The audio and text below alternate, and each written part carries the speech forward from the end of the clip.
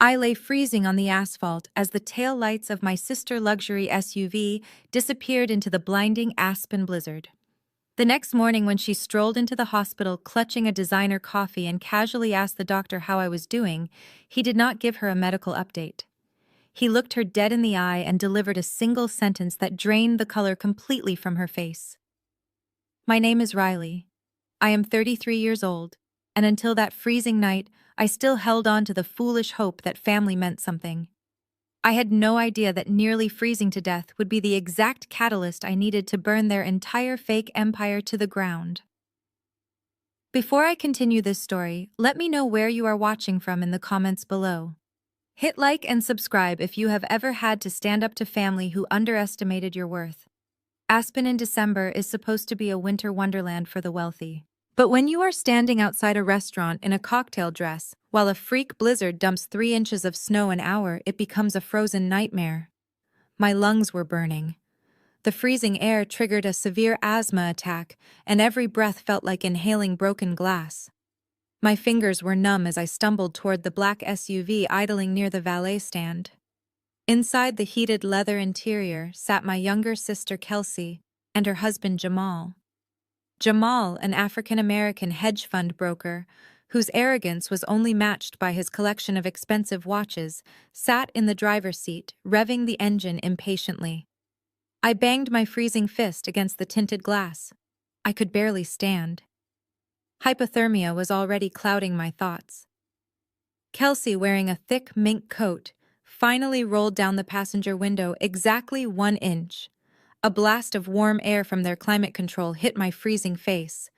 "Please," I gasped, my chest heaving as I struggled for oxygen. "I cannot breathe. I need to get to the hospital." Kelsey sighed loudly, rolling her eyes as she adjusted her diamond earrings in the mirror. "Find your own Uber, Riley. We are already late for the fund launch dinner and you are acting embarrassing." Jamal leaned over, his voice dripping with the same condescension he used on anyone he deemed beneath his tax bracket. "Look, your sister has an important image to maintain tonight. We cannot show up to a multi-million-dollar networking event smelling like hospital antiseptic because you forgot an inhaler. It is not a good look." Kelsey reached into her designer purse. "Here's a 50. Go wait inside the lobby or something." She shoved a crumpled $50 bill through the crack in the window. The paper fluttered down into the snow at my feet. Before I could even choke out another plea, Kelsey pressed the button. The window glided shut, cutting off the warm air and sealing me out. Jamal slammed his foot on the gas. The heavy tires spun, kicking up a spray of icy slush that hit my bare legs as the SUV sped away into the whiteout conditions. I fell to my knees. The cold was consuming me, creeping up my limbs and stealing the last of my strength. As my vision began to blur and the edges of the world turned gray, my mind started playing tricks on me.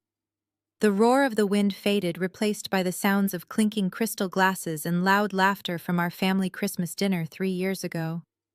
I saw Jamal sitting at the head of my parents' dining table in Denver, swirling an expensive glass of scotch. He was holding court, while my parents, Thomas and Brenda, hung on his every word. So Riley Jamal had mocked loudly across the table, making sure everyone heard. "Still playing on computers in that basement apartment of yours. It is a shame you dropped out of your master's program in economics. You could have been working for me at the firm doing data entry or something." Kelsey had laughed, her high-pitched, practiced influencer laugh. "Oh, babe, she does not understand real finance. She just likes typing colorful code on a dark screen. Leave her alone." My father Thomas had chimed in, his voice full of disappointment. "Jamal is right, Riley. You should look at what Jamal is doing. Building a real career. Managing actual wealth. Not wasting time on useless software hobbies that will never pay the bills." They had all laughed. The unified chorus of their disdain echoed in my freezing ears. They thought I was a failure because I did not wear a suit or play the corporate game. They had absolutely no idea what I was actually building in that basement. They did not know that my useless software hobby was the foundation of Aegis Systems, a platform that was quietly revolutionizing global supply chain management. But lying there in the snow, none of that wealth or success mattered. I was just a woman, suffocating in a blizzard, abandoned by her own blood. The memory faded, replaced by the biting reality of the storm. My chest stopped heaving. My body surrendered to the freezing temperature. The $50 bill they threw at me was buried under fresh snowfall. I collapsed completely against the frozen asphalt, my cheek resting on the ice. The darkness closed in rapidly. Just as my consciousness slipped away entirely, the ground began to vibrate. A low, heavy rumbling sound cut through the howling wind. Two massive, blinding yellow headlights pierced the whiteout, moving steadily down the road right toward my motionless body. It was a city snowplow. I could not move. I could not scream. The giant steel blade scraped against the pavement, pushing a mountain of snow closer and closer to where I lay. I closed my eyes and let the darkness take me, knowing I was alone. But fate had a different plan. The deafening screech of air brakes shattered the night as the massive truck ground to a halt mere inches from my face. Heavy boots crunched rapidly through the thick snow. A harsh spotlight washed over my frozen body, and a deep voice shouted into a radio calling for emergency medical services immediately. The driver wrapped a heavy thermal blanket around my shivering frame, lifting me from the icy road. I felt the jarring motion of being carried before the blast of the truck heater washed over my face. As the sirens began to wail in the distance, signaling my rescue, I drifted into a deep unconsciousness, completely unaware of the legal storm that was about to hit my family. This moment of sheer terror was the end of the weak woman they knew. By morning, the tables would turn, and my retribution would officially begin. The rhythmic beeping of a heart monitor pulled me slowly from the dark void. I forced my heavy eyelids open, squinting painfully against the harsh fluorescent lights of the Denver Hospital Intensive Care Unit. A nasal cannula delivered crisp oxygen into my raw lungs, and an intravenous drip pushed warm fluids into my frozen veins. Every single muscle ached with a deep, bone-chilling pain that reminded me of how close I had come to dying on that icy asphalt. I turned my head slowly, taking in the cold, sterile white walls and the humming machinery keeping me stable. I was finally alive. I had actually survived the blizzard. But before I could even process the absolute miracle of my own breathing, the heavy wooden door to my room flew open. There was no gentle, friendly knock, no hesitant peeking around the corner to see if I was awake. The door banged against the doorstop with a violent thud. My mother Brenda marched angrily into the hospital room, clutching her designer handbag like a weapon. My sister Kelsey trailed right behind her, furiously typing on her smartphone. Neither of them rushed to my bedside. Neither of them asked how I was feeling or if I was in pain. Instead, my mother stood at the foot of my hospital bed, her face twisted into a scowl of pure irritation. "You always have to ruin everything, do you not? Riley," she snapped, her voice sharp enough to cut glass. "Do you have any idea how much chaos you caused last night?" Jamal had very important clients flying in from out of state for his fund launch, and we had to leave the gala early because the hospital kept calling us. Kelsey did not even bother to look up from her bright screen. She flipped her perfectly highlighted blonde hair over her shoulder and sighed loudly. "Seriously, Riley, it was just so embarrassing for us. People were asking where we were going, and Jamal had to quickly make up some ridiculous excuse about a family emergency. You could have just stayed in the car or found a coffee shop to sit in until the storm passed. Instead, you pull this massive dramatic stunt and drag us right into it." I stared at them completely numb. My chest tightened, but not from the asthma. It was the sheer suffocating weight of their terrible narcissism. I had been freezing to death, gasping for air, and their only concern was a cocktail party. I remained silent, letting the rhythmic beeping of the monitor fill the room. My silence only seemed to agitate my mother further. She paced the small, cramped space between the door and my bed, waving her hands in exasperation. "This is exactly what I am talking about," she continued, her voice rising in pitch. "Ever since you foolishly quit your prestigious master's program in economics, you have been completely out of control. We begged you to stay in school. We begged you to get a real corporate job like Jamal.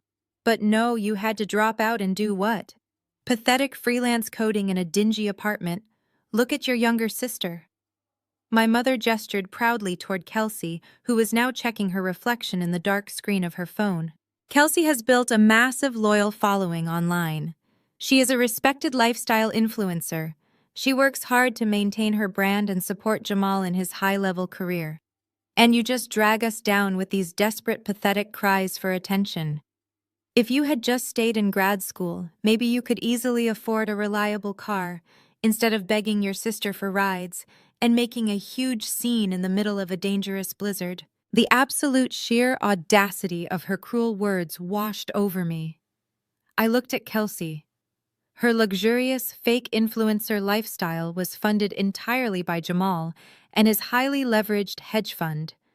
They lived on credit and social climbing, and my mother absolutely worshipped them for it. Meanwhile, they foolishly thought I was scraping by on gig work, living in a decoy apartment to hide my wealth from the very people standing in my room. They thought I was a failure because I did not wear a suit or boast about my income on the internet. I felt a cold, calculating calm settle over me. The girl who used to cry, seeking their validation, died in that snowstorm. The woman lying in this hospital bed was the founder and chief executive officer of Aegis Systems. I was worth more than Jamal could ever dream of managing. And I was done playing the scapegoat. I finally found my voice. It was raspy and weak from the cold, but my tone was absolute ice. "I did not make a scene, Mother. I was dying." Kelsey deliberately locked me out of the car. Kelsey scoffed, putting her expensive phone away. "Oh, stop being so dramatic, Riley." I rolled the window up because the snow was ruining the leather seats. "You were fine. You are just trying to play the victim like you always do." Before I could even respond, the heavy door swung open again. This time it was the attending physician. But he was not alone.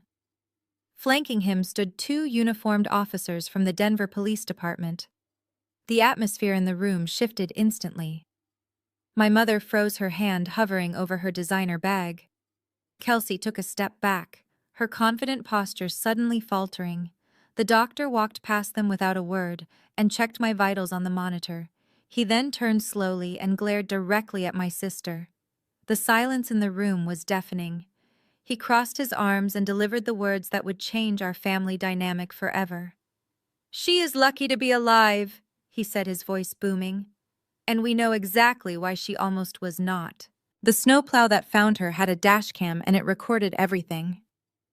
Kelsey turned deathly pale. The police officer stepped forward, blocking Kelsey from moving any closer to my bed. "Ma'am, we are going to need you to step out into the hallway. We have a few questions for you regarding the footage from the city snowplow." Kelsey backed away, her hands shaking violently as she gripped her designer purse. She looked at our mother with wide, terrified eyes. Brenda immediately went on the defensive, puffing out her chest and pointing a perfectly manicured finger at the officer. "You cannot be serious," Brenda yelled. "You are not questioning my daughter. Do you have any idea who her husband is? He is launching a massive hedge fund tonight. She does not have time for this ridiculous harassment." The officer did not flinch. He simply gestured toward the door. "The choice is yours, ma'am. You can answer our questions in the hallway, or you can answer them in the back of a squad car." The color drained from Brenda's face as she grabbed Kelsey by the arm and hurried out of the room, casting one final venomous glare in my direction. The heavy door clicked shut, leaving me alone with the steady hum of the heart monitor. I closed my eyes, taking a deep, rattling breath of the supplemental oxygen. The relief was entirely short-lived. Less than an hour passed before the peace was shattered once again. The door did not just open. It was shoved violently inward, hitting the wall with a loud crack. My father Thomas marched into the intensive care unit. He was wearing his expensive country club golf attire, clearly furious that his morning tea time had been interrupted. Right on his heels was Jamal, looking immaculate in a custom-tailored charcoal suit, holding a sleek leather briefcase. Trailing behind them was a man I did not recognize. He wore a cheap, shiny suit and had the predatory look of a defense attorney who specialized in making wealthy people's problems quietly disappear. My father did not ask if I was in pain. He did not ask if I had sustained any permanent lung damage from the freezing temperatures. He marched straight to the side of my hospital bed, snatched a crisp document from the lawyer's hands, and threw it directly onto my lap. "Sign this," Thomas demanded, his voice echoing off the sterile walls. "Read it and sign it right now." I looked down at the paper resting on my thin hospital blanket. It was a pre-drafted sworn affidavit. I scanned the first few lines. The document stated that I was delirious from an adverse reaction to asthma medication. It claimed that I became erratic, demanded to be let out of the vehicle on the highway, and wandered into the snowstorm entirely on my own. It explicitly stated that Kelsey had begged me to stay inside and was driving away only to find emergency help. It was a complete and total fabrication designed to absolve them of leaving me for dead. "You want me to commit perjury?" I asked, my voice hoarse but steady. Jamal let out a loud, mocking scoff from the foot of my bed. He checked his diamond Rolex and sighed loudly, as if my near-death experience was severely cutting into his busy schedule. "Stop being dramatic, Riley. It is a simple waiver. Just sign the paper so we can all move on with our lives. I have a multi-million-dollar fund launch tonight, and I cannot have my investors opening their phones to see my wife trending on the local news for a felony investigation. It is bad for business." The lawyer stepped forward, pulling a silver pen from his breast pocket and holding it out to me. "It is the best path forward, Miss Wilson. A lengthy legal battle benefits no one. Just sign on the line, and the police will drop the reckless endangerment investigation immediately." I ignored the lawyer and looked right at my father. He stood tall and rigid, his jaw clenched tight. "You want me to lie to the police to protect a man who left me to freeze to death on the side of a highway?" Thomas slammed his fist down on the bedside table, rattling my plastic water pitcher. "I will not let you tear this family apart out of jealousy, Riley. You have been holding a grudge against your sister for years. Jamal is building an empire. His hedge fund is the crown jewel of this family. I have leveraged my own retirement and mortgaged my properties to back his investments. If his fund goes under because you want to play the victim and spook his investors, I will lose everything. You are going to sign that paper, and you are going to tell the cops you hallucinated." Jamal smirked, leaning casually against the doorframe. He crossed his arms, looking at me with pure, unadulterated contempt. "Let us be honest, Thomas. She has always been bitter, ever since she washed out of the corporate world." Jamal looked at me, his eyes narrowing. "You could not cut it in real finance, Riley. You could not handle the pressure or the intellect required to build actual wealth. So you quit your master's degree and retreated to your little basement apartment to code websites for pennies. You have been seething with jealousy watching me succeed where you failed. And now you see a desperate chance to drag us down to your level. I'm not going to let a broke college dropout ruin my life. Just sign the paper, and maybe I will write you a check to cover your little hospital bill." I looked at the three men standing in my room. My father was willing to sacrifice his own flesh and blood to protect his financial interests. Jamal was dripping with an unearned arrogance, betting his entire life on shorting companies while claiming to be a financial genius. And the sleazy lawyer was just waiting to collect his hourly rate. They were so incredibly confident. They truly believed I was a weak, helpless freelancer who could be bullied into submission. They thought I was a failure because I did not brag about my achievements at their shallow dinner parties. They had no idea that the broke college dropout they were mocking possessed enough capital to buy and sell Jamal's entire firm before lunch. The lawyer impatiently thrust the silver pen closer to my face. "Please, Miss Wilson, we do not have all day." I stared at the pen. Then I reached out and calmly slapped it away. It clattered loudly onto the linoleum floor, rolling under the bed. I picked up the fraudulent waiver from my lap, crumpled it into a tight ball, and dropped it over the side of the mattress. My father's face turned purple with rage. "What the hell do you think you are doing?" I did not answer him.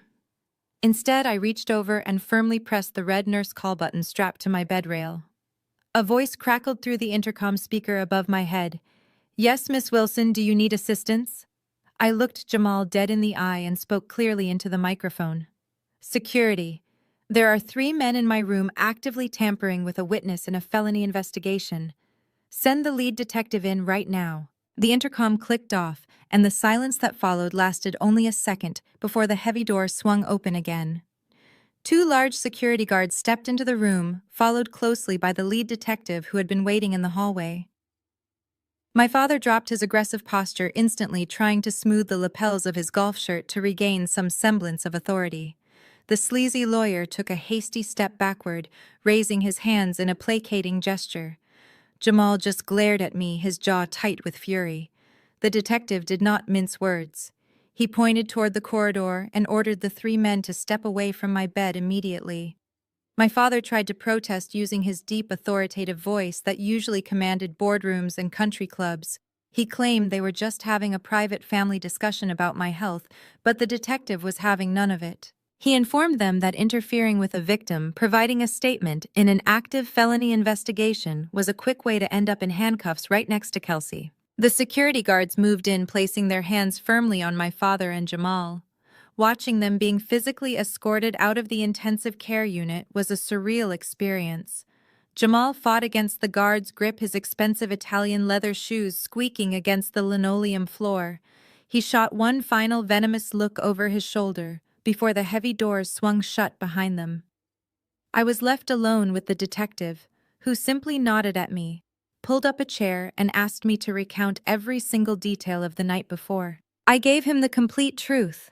I told him about the asthma attack, the freezing temperature, the $50 bill Kelsey threw in the snow, and the exact way Jamal had accelerated the SUV while I was begging for my life.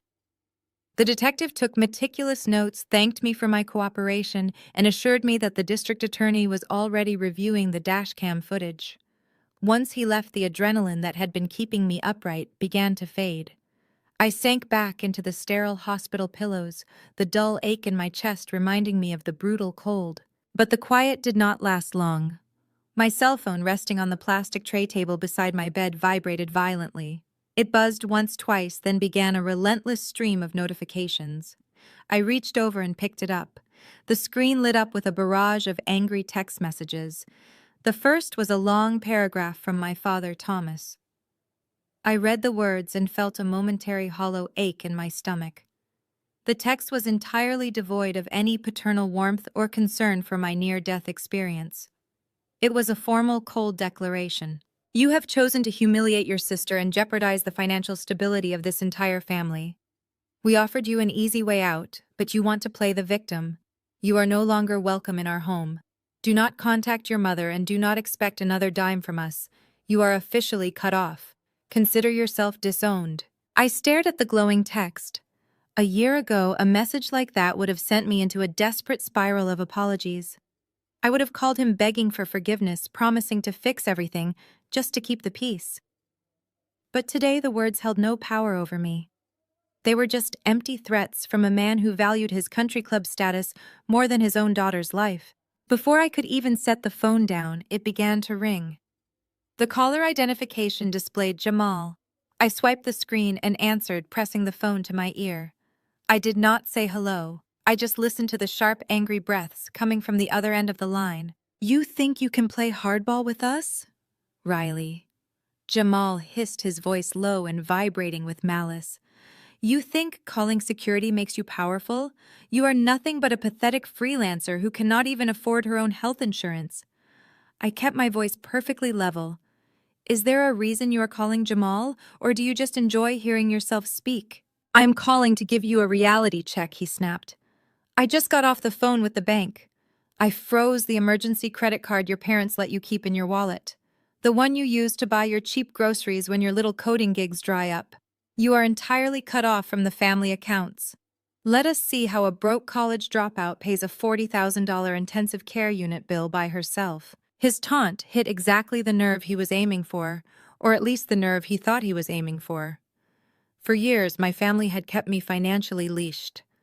When I first dropped out of my master's program to build my software company, I lived in a tiny rundown apartment. I worked 20-hour days, surviving on cheap ramen and instant coffee. My parents had given me an emergency credit card connected to their account. I rarely used it, but whenever I did, they made sure to remind me of my poverty. At every family dinner, Jamal would loudly joke about how I was still on the family payroll. They loved keeping me in that box. It stroked their massive egos to have a struggling artist in the family, so they could feel superior about their own corporate success. They needed me to be poor so they could feel rich. Jamal continued his arrogant monologue, completely unaware that he was digging his own grave. You are going to be drowning in medical debt for the rest of your miserable life, Riley. The hospital will send you to collections. They will ruin whatever pathetic credit score you have managed to build. You are going to lose that garbage basement apartment and end up on the street. All because you were too jealous to just sign a simple piece of paper and let your sister go home. I listened to his cruel rant, and instead of crying, I felt a genuine smile spread across my face. The smile turned into a soft chuckle. The chuckle grew into a full laugh.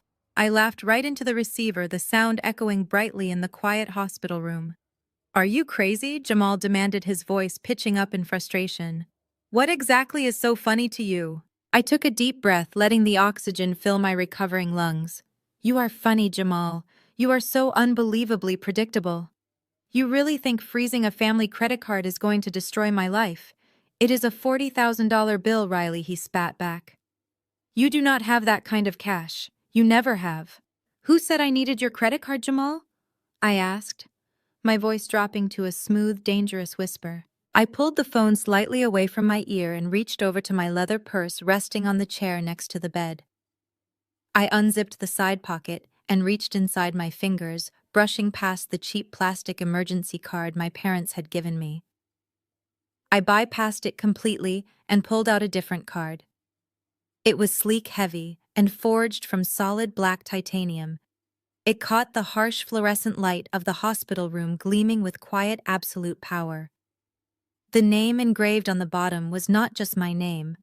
It read, Riley Wilson, Founder and Chief Executive Officer. I pressed the phone back to my ear, running my thumb over the raised metal lettering. You should focus on your own financial problems, Jamal. I have a feeling you are going to need every penny you can get your hands on very soon. Have a great fund launch tonight. I ended the call before he could say another word and tossed the phone onto the bed. I looked down at the solid titanium corporate card resting in my palm. The days of playing the poor struggling sister were officially over.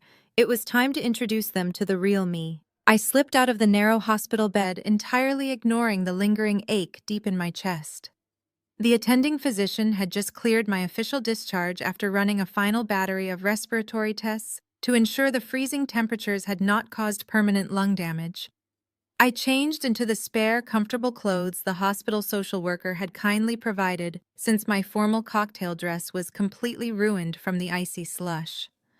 I walked slowly down the brightly lit, sterile corridor toward the billing department. My borrowed boots squeaked softly against the pristine linoleum floor. The billing clerk was a middle-aged woman with tired, sympathetic eyes.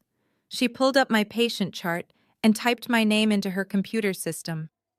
As the final invoice loaded onto her monitor, she winced visibly, her shoulders slumping. Miss Wilson, she started, her voice filled with genuine pity. Your emergency admittance and the intensive care unit bring your total to just over $42,000. I see you are listed in our system as a freelance worker without corporate insurance on file. We can absolutely set you up with a financial hardship payment plan today. We do not want you to stress about this. I smiled warmly at her, appreciating her kindness in a world that had shown me very little of it lately. That will not be necessary, I replied smoothly. I reached into my purse and bypassed the cheap plastic emergency credit card my family loved to hold over my head. Instead, I pulled out a heavy, sleek card forged from solid black titanium. I placed it on the counter where it landed with a solid metallic clink.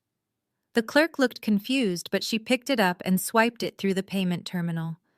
The machine processed the massive charge for exactly 1 second before emitting a loud, cheerful beep. Approved. The clerk stared at the screen in absolute shock. I signed the printed receipt, thanked her profusely for her help, and walked away, leaving her staring wide-eyed at the string of zeros on her monitor. The automatic glass doors slid open, releasing me into the crisp, bright Denver morning. The brutal blizzard had finally passed, leaving behind mountains of brilliant white snow and a biting chill in the clear air. I pulled my thin jacket tighter around my shoulders and walked confidently toward the designated patient pickup zone. I did not have to wait long to see them. Parked illegally in the loading zone was Jamal's gleaming silver Porsche Panamera. Jamal was leaning casually against the hood sipping a specialized latte, while Kelsey sat in the passenger seat scrolling mindlessly through her phone. They were waiting for me. They had deliberately parked right where I would be forced to walk past them. Jamal spotted me, and a cruel, highly satisfied smirk stretched across his face. He pushed himself off the hood of the expensive sports car and took a few swaggering steps in my direction. "Well, look who finally got kicked out onto the street," Jamal sneered, taking a slow, arrogant sip of his coffee. "Did the billing department security guards have to physically throw you out, Riley? You should have just signed the waiver Thomas gave you. Now you are bankrupt and walking home in the freezing cold." Kelsey rolled down her window, leaning out with a dramatically mocked pout. "Do not be mean, Jamal," she whined, her tone dripping with thick, fake sympathy. "Riley, if you apologize to Mom and Dad right now and call the police to officially retract your statement, we might let you sit in the back seat. I will even buy you an Uber from our massive house back to your little basement apartment." I did not break my stride. I walked straight toward them, maintaining absolute, unwavering eye contact. I did not look angry or defeated. I looked entirely bored. "I am not walking anywhere, Kelsey," I said smoothly, stopping a few feet away from the Porsche. "And I strongly suggest you two enjoy this expensive car while you still can." Jamal let out a loud barking laugh, tilting his head back. "Are you threatening me with what exactly? You have absolutely nothing. You are a broke nobody who just lost her only financial lifeline. You are completely finished." Before Jamal could finish his arrogant monologue, the low, powerful hum of a massive engine cut through the crisp morning air.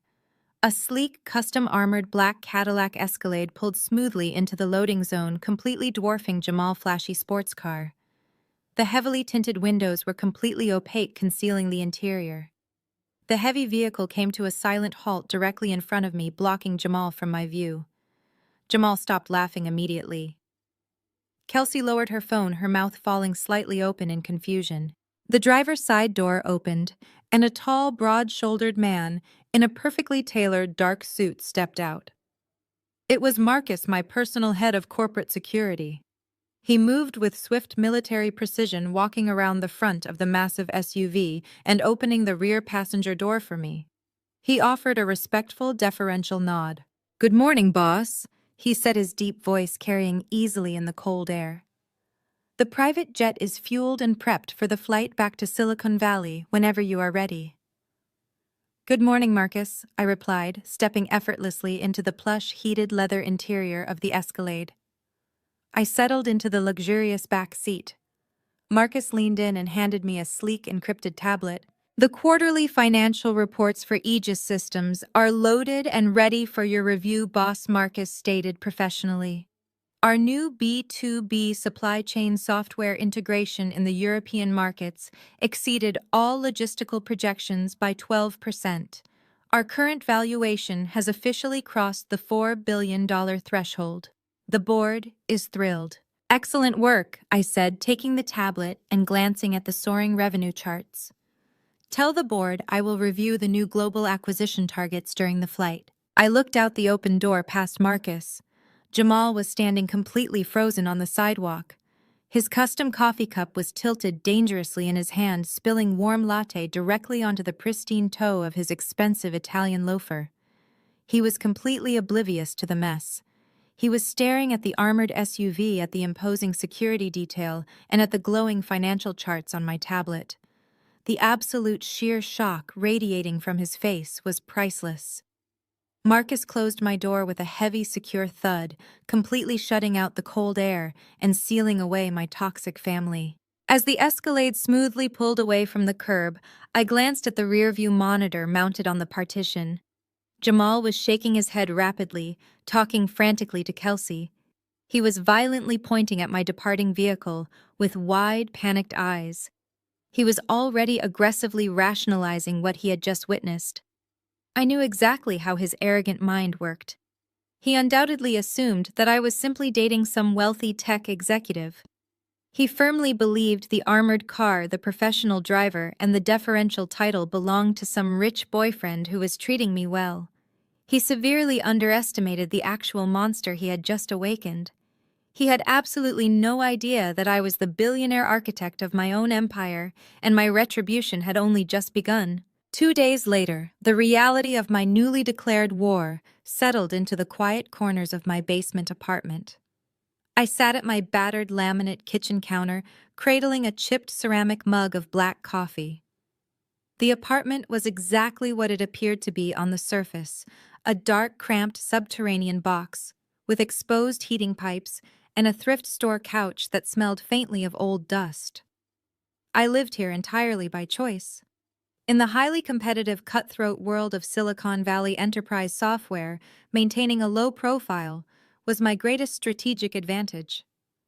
While other tech founders bought massive glass mansions and flashed their wealth on magazine covers, I stayed completely invisible. The disguise kept my aggressive corporate competitors completely in the dark. And more importantly, it kept my parasitic family entirely unaware of my massive fortune. A loud, aggressive pounding on my flimsy wooden front door shattered the morning silence. I did not flinch. I simply tapped the spacebar on my laptop, bringing up the hidden security camera feed I had installed in the hallway.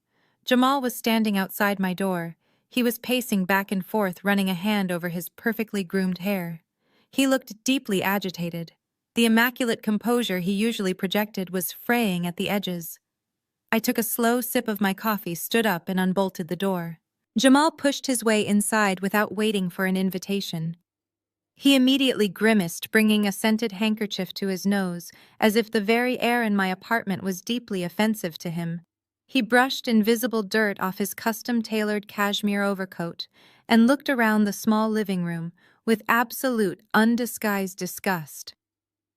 "How do you live in this absolute squalor, Riley?" he sneered, kicking the leg of my second-hand coffee table with his expensive leather shoe. "It smells like damp cardboard and failure in here. I am amazed the city has not condemned this entire building." I leaned against the kitchen counter, crossing my arms. "Are you here to offer interior design advice, Jamal? Or is there another reason you are banging on my door at 7 in the morning?" He scoffed, pacing the short length of the worn rug. "Do not play games with me. I saw your little stunt at the hospital, that rented armored car and the fake titanium credit card. It was a cute trick, Riley. It really was. You probably blew the absolute last of your savings just to hire some actor to call you boss and try to intimidate me. But I am not an idiot. I know you are completely broke. I know you are drowning. And right now you are letting your pathetic bitterness ruin your sister's life." He stopped pacing and pointed a sharp, aggressive finger at me. "The police showed up at our house last night. They had a warrant for Kelsey. A felony warrant, Riley. Do you have any idea what kind of catastrophic damage a police raid does to a hedge fund manager reputation? My investors are getting incredibly nervous. They are calling me asking why my wife is being investigated for reckless endangerment and attempted manslaughter. You are destroying my massive fund launch over a simple family misunderstanding." I maintained a perfectly blank expression. "Leaving a person to freeze to death in a blizzard is not a misunderstanding, Jamal. It is a crime." Jamal ground his teeth, his jaw muscles popping under his skin. He reached into his sleek leather briefcase and pulled out a thick, heavy document watermarked with legal seals. He slammed it down onto my cheap kitchen counter. I looked at the bold print on the first page. It was the property deed to my late grandmother cabin in Lake Tahoe. My heart gave a tiny, involuntary flutter. That rustic wooden cabin nestled in the towering pine trees was the only place in the world where I had ever truly felt loved. My grandmother had spent hours sitting on that porch with me, encouraging my early coding projects, while the rest of the family mocked me. Since she passed away, Thomas had held the deed, holding it hostage, and repeatedly threatening to sell it to commercial developers just to punish me. "I am offering you a generous way out of your miserable life, Riley," Jamal said, his voice taking on a sickeningly sweet, benevolent tone. Drop the charges against Kelsey today. Call the detective and tell him you lied because you were angry. You sign the retraction and I will personally convince your father to sign this deed over to you right now. It is fully paid off. You can live in the woods and play on your computer forever. But if you refuse, I will have Thomas sell it to my development company tomorrow. I will have that old rotting cabin bulldozed into dust, and I will pour a concrete parking lot right over your precious memories. I will build a massive rental property on the ashes. The choice is yours. He stared at me, expecting me to break. He expected tears or pleading. Instead, I just looked at him with cold, calculating pity.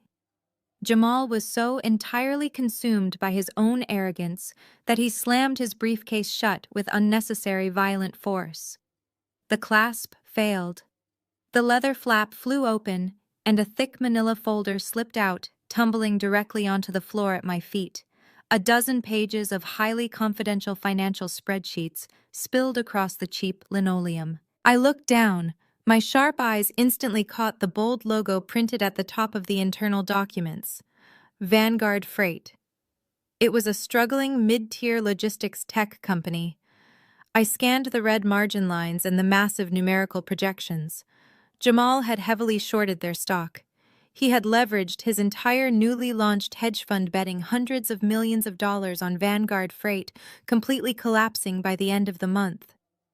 It was an incredibly aggressive, massive gamble designed to make him a billionaire overnight. But Jamal did not know what I knew. He did not know that Aegis Systems was quietly finalizing a massive corporate acquisition of Vanguard Freight next Tuesday. The moment my company announced the buyout, Vanguard stock was going to skyrocket to the moon. Jamal's short position was going to completely implode, instantly wiping out his entire fund and leaving him with hundreds of millions in insurmountable debt. I slowly stepped over the spilled papers, my boots leaving a faint scuff mark on his precious financial projections. I looked up at him, a slow, genuine smile spreading across my face. "Keep the cabin, Jamal," I said, my voice soft but ringing with absolute finality. "You are going to need a place to live very soon." Jamal snatched the manila folder from the floor, his face flushed with a mixture of confusion and intense anger. He shoved the crumpled financial projections back into his leather briefcase and glared at me. "You are completely delusional, Riley," he spat, backing toward the door. "Enjoy your miserable life in this damp basement. When the medical collectors come knocking, do not bother calling us." He slammed the flimsy wooden door behind him so hard the hinges rattled. I listened to his heavy footsteps storming down the concrete hallway until the sound completely faded away. I immediately engaged the deadbolt and walked over to my desk. I pressed my thumb against the biometric scanner hidden beneath the edge of the wood.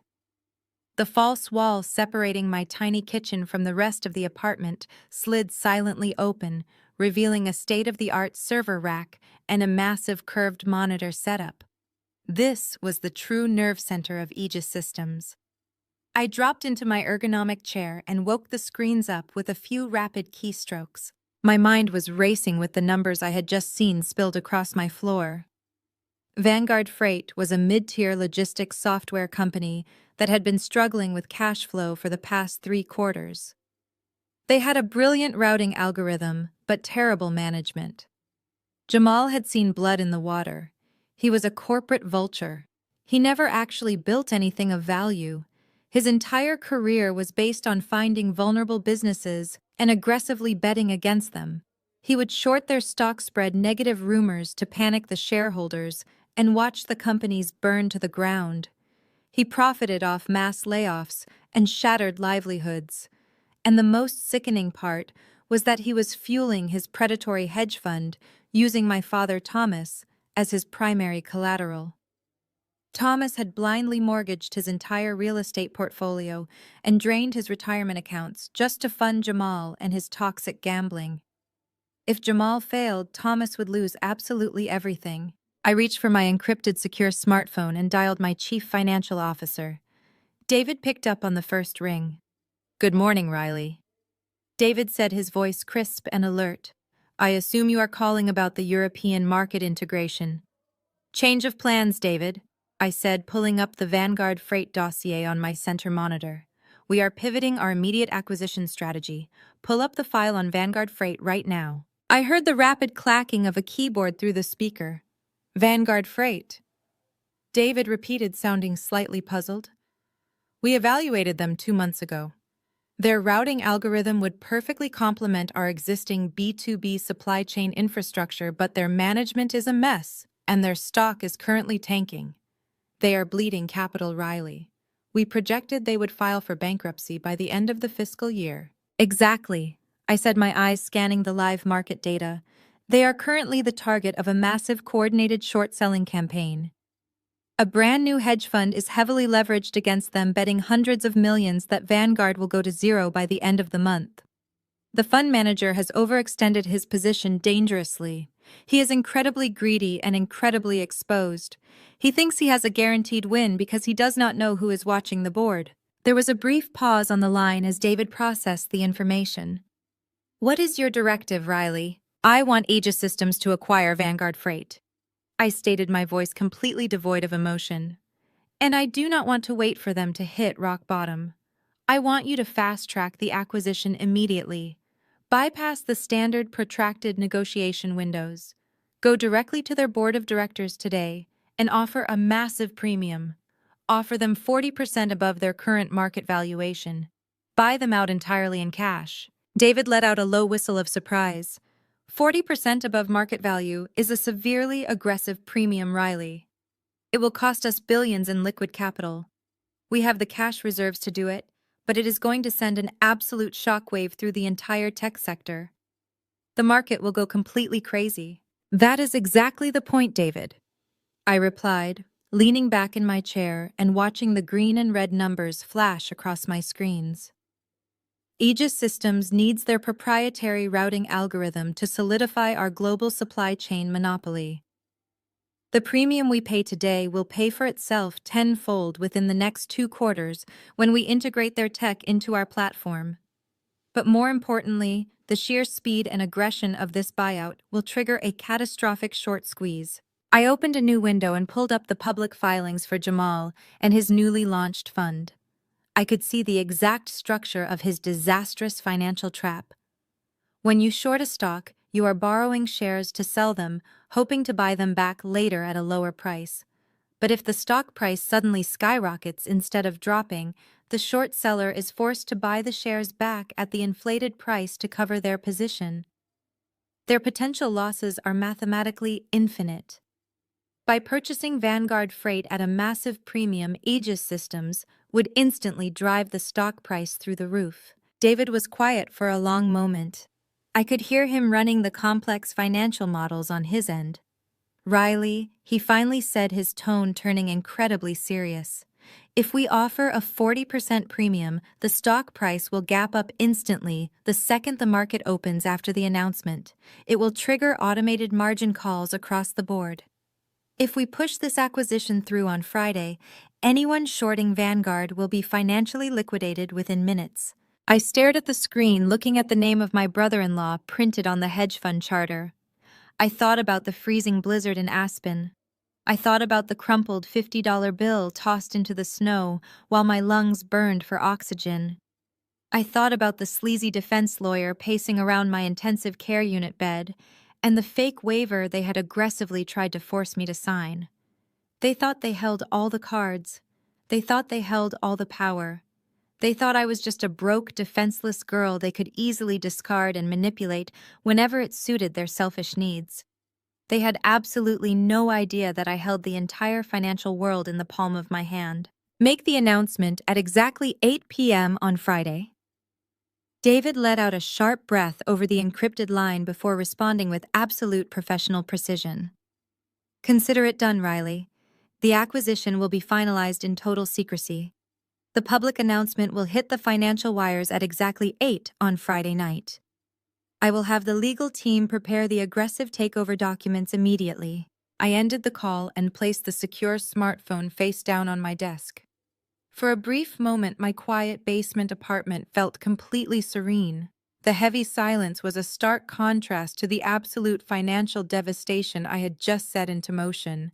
But the peace did not last long. My personal cell phone resting on the worn kitchen counter began to vibrate. It buzzed once, then twice, then erupted into a continuous, relentless vibration. I walked over and picked it up.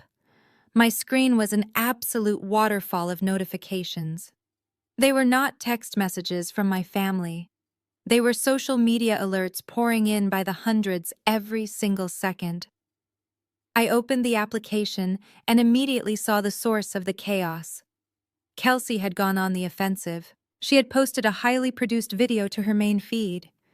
She was sitting on the floor of her massive custom walk-in closet wearing a simple oversized sweater designed to make her look incredibly small and fragile. The lighting was perfectly calibrated to catch the tears brimming in her wide eyes. Her makeup was expertly smudged to convey emotional distress without actually ruining her flawless aesthetic. "I have never spoken about my private family struggles online," Kelsey began, her voice trembling with perfectly rehearsed heartbreak. "But today, I have to speak my truth. My older sister Riley is trying to destroy my family. She is mentally unstable and completely broke. She recently suffered a terrible accident, and instead of accepting our help, she is using it to extort us. She is demanding money and threatening to ruin my husband's new business if we do not pay her. I am terrified of what she might do next. Please send prayers for our family." I stared at the screen, feeling a cold, hard knot form in my stomach. Kelsey had nearly 500,000 followers. I knew for a fact that Jamal had purchased at least 400,000 of those followers from overseas bot farms just to boost her vanity metrics. But the remaining real followers were a rabid, loyal audience who hung on her every word. They were already mobilizing. I scrolled down to the comments section. The top 2 comments were pinned for maximum visibility. They were from my parents. Thomas had written a formal declarative statement. "We love you, Kelsey.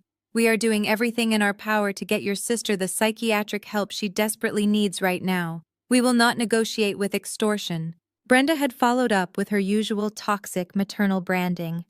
"You are so brave for speaking out, my darling girl. You have always been the rock of this family. We stand with you completely." The validation from my parents acted like throwing gasoline on a fire. My direct messages were completely flooded with hate from absolute strangers. My inbox was packed with vile insults and aggressive threats. People were calling me a jealous monster, a gold digger, a toxic psycho, and a pathetic loser trying to steal from her hardworking sister. They told me to get a real job. They told me I deserved to be cut off. My secure corporate phone rang, cutting through the barrage of social media alerts. It was Sarah, my brilliant, aggressive head of public relations at Aegis Systems. "Boss Sarah," said, her voice tight with urgent professional concern. "We are tracking a highly defamatory video gaining massive traction across social platforms.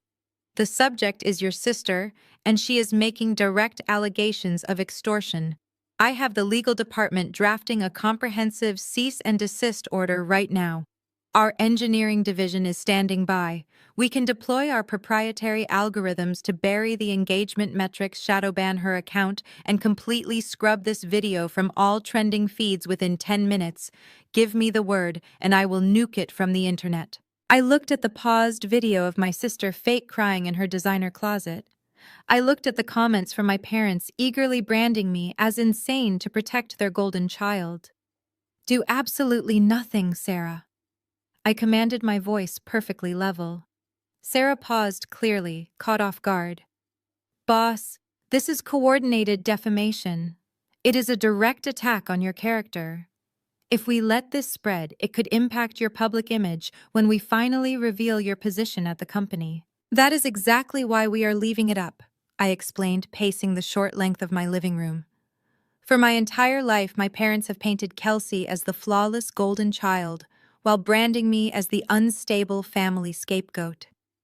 Whenever Kelsey threw a tantrum, stole my ideas, or ruined my opportunities, my parents forced me to stay silent to keep the peace. I swallowed their abuse for 30 years because I thought fighting back made me the bad guy. I thought if I just worked hard and stayed quiet, they would eventually respect me. I stopped pacing and stared at the dark screen of my laptop. "I am not staying silent anymore, Sarah. If we scrub that video right now, Kelsey gets to play the victim of corporate censorship. She gets to claim she is being silenced. But if we leave it up and let it gather millions of views, it becomes a permanent public record. It becomes digital evidence of their perjury and malicious defamation. Let her dig the hole as deep as she possibly can. When the truth drops on Friday, that video is going to absolutely destroy her. Understood, Boss Sarah said, her tone shifting from concern to deep professional respect. We will monitor the engagement, but we will not intervene. We let them dig. I ended the call just as a sharp, heavy knock echoed against my apartment door. I checked the security feed. A courier in a crisp uniform was standing in the hallway holding a heavy clipboard. I opened the door and signed for the delivery. The courier handed me a thick, rigid envelope and walked away. I closed the door and turned the envelope over in my hands. It was crafted from heavy cream-colored cardstock. My name was written across the front in sweeping, elegant calligraphy. I broke the wax seal and pulled out the contents. It was an invitation bordered in thick, gleaming gold foil. Thomas and Brenda Wilson cordially invite you to a gala celebration. I read the flowing text and felt a sharp, cold smile pull at the corners of my mouth. They were hosting a massive, lavish event at their exclusive country club. It was a dual celebration marking Jamal's 32nd birthday and serving as the official launch party for his new hedge fund. The date printed at the bottom of the invitation was this upcoming Friday night. The event started at 7. It was a highly calculated strategic move by Thomas. He was using his country club status to legitimize Jamal. The guest list would be packed with high net worth investors, local politicians, and wealthy venture capitalists. Thomas was throwing a party to secure millions in capital for his golden son-in-law. They had mailed this extravagant invitation to my decoy apartment as a deliberate taunting insult. They fully expected me to be too broke, too humiliated, and too terrified by Kelsey's smear campaign to ever show my face. They wanted me to sit alone in my basement and cry while they celebrated their fake success. I walked over to the kitchen counter and picked up a heavy black pen. I stared at the elegant RSVP card resting on the cheap laminate surface. The Aegis Systems acquisition of Vanguard Freight was scheduled to hit the financial wires at exactly 8 on Friday night. I would be standing right in the middle of Jamal's massive launch party when his entire financial world collapsed. I uncapped the pen and placed a sharp, bold checkmark in the box labeled Yes. The heavy cardstock of the RSVP card was still resting on my kitchen counter when I received the encrypted message from Marcus. The lead detective had agreed to meet us off-site to discuss the mounting evidence against my family. 30 minutes later, I was sitting at the head of a massive mahogany conference table in the secure underground executive suite of Aegis Systems. My elite corporate legal team flanked me on both sides, projecting an aura of absolute authority. Detective Miller sat across from us, looking completely out of his element in the high-tech billionaire bunker. I slid a sleek silver flash drive across the polished wood. The detective caught it and plugged it into his secure laptop. "That is the complete, unedited dashcam footage from Jamal's SUV," I stated calmly, watching the detective eyes widen as the raw video began to play.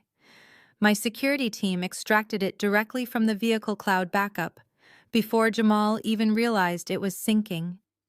You will also find the exact GPS telemetry logs, proving he intentionally drove into the remote canyon and purposely disabled the vehicle heating system. Detective Miller clicked through the files, his expression hardening with every piece of digital evidence he reviewed. But the most damning item was the extracted text log. I nodded to my lead counsel, who handed over a printed transcript. "Kelsey sent those messages to Jamal while I was actively suffocating in the back seat," I explained, pointing to the highlighted timestamps on the paper. "She explicitly acknowledges that my lips were turning blue. She admits I was begging for my inhaler. She told Jamal to keep driving because they needed to teach me a harsh lesson about family loyalty." Detective Miller read the transcripts and closed his laptop with a sharp, definitive snap. "This elevates the situation entirely, Miss Wilson. We are no longer looking at simple, reckless endangerment. This shows clear premeditation and a chilling disregard for human life. I am taking this directly to the district attorney right now. I will have an expedited felony arrest warrant signed by a judge before the end of the day.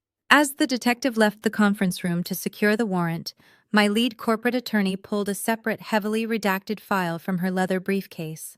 She spread the financial documents out in front of me. We had been digging deeply into the exact structure of Jamal's new hedge fund, and the results were absolutely staggering. We followed the money trail, Riley, my attorney said, tapping a complex flowchart with her pen. Jamal is dangerously over-leveraged on his Vanguard freight short position. But the critical detail is his primary lender. He secured his massive margin loans through Apex Horizon Bank. He used your father's entire real estate portfolio and your parents' primary estate as the collateral. I stared at the bank logo printed on the loan documents. A cold thrill of realization washed over me. Aegis Systems executed a quiet, hostile takeover of Apex Horizon Bank last quarter, I murmured, tracing the logo with my index finger. We are the majority shareholders. Exactly, my attorney replied, a sharp predatory smile matching my own. When Jamal's short position implodes tonight, his margin will be called immediately. Because his fund lacks the liquid capital to cover the astronomical losses, he will default instantly. When he defaults, the bank seizes the collateral. And since Aegis Systems owns the bank, you effectively own Jamal's debt. You will legally possess the deed to your parents' mansion, their retirement accounts, and every single asset Jamal claims to hold. They had unknowingly handed me the keys to their entire kingdom. For years they had flaunted their wealth, treating me like a pathetic peasant who was lucky to receive their discarded scraps. Now they were entirely at my mercy. Friday arrived with a heavy electric anticipation hanging in the air. At exactly 6 p.m, my chief financial officer, David, stepped into my private executive dressing room. The room was buzzing with my styling team, but David ignored the chaos. He carried a leather binder containing the final legal documents for the Vanguard freight acquisition. The board has given unanimous approval, Riley David said, presenting the paperwork. Vanguard Freight has accepted our premium offer. The ink just needs your signature. If we push this acquisition through tonight, the financial impact will be immediate and catastrophic. Anyone shorting Vanguard will be financially liquidated within minutes. It will be an absolute bloodbath on the trading floor. I took the solid gold fountain pen from his hand. I did not hesitate for a single second. I signed my name with sharp, decisive strokes, legally authorizing the multi-billion-dollar acquisition. Make the public announcement at exactly 8 tonight, I instructed, handing the binder back to David. Lock down the trading algorithms and initiate the corporate press release. I want the entire financial world to know exactly who bought Vanguard Freight. David nodded solemnly, stepping out of the room to execute the final phase of the operation. I turned back to the floor-to-ceiling mirror. My styling team stepped away, revealing the final result. I was no longer the exhausted, freezing girl shivering in the back of a luxury SUV. I was not the pathetic, broke sister they loved to humiliate. I was stepping into a custom-tailored midnight blue couture gown that draped perfectly across my figure. The fabric shimmered like dark water, catching the light with every subtle movement. I slid a pair of diamond teardrop earrings into place, letting them frame my face. My makeup was sharp, flawless, and commanding. I looked exactly like the billionaire chief executive officer I truly was. I checked my diamond-studded watch. It was time to go. Thomas and Brenda thought they were hosting a lavish celebration of their golden son-in-law. They thought tonight was the crowning achievement of their fake, manufactured lives.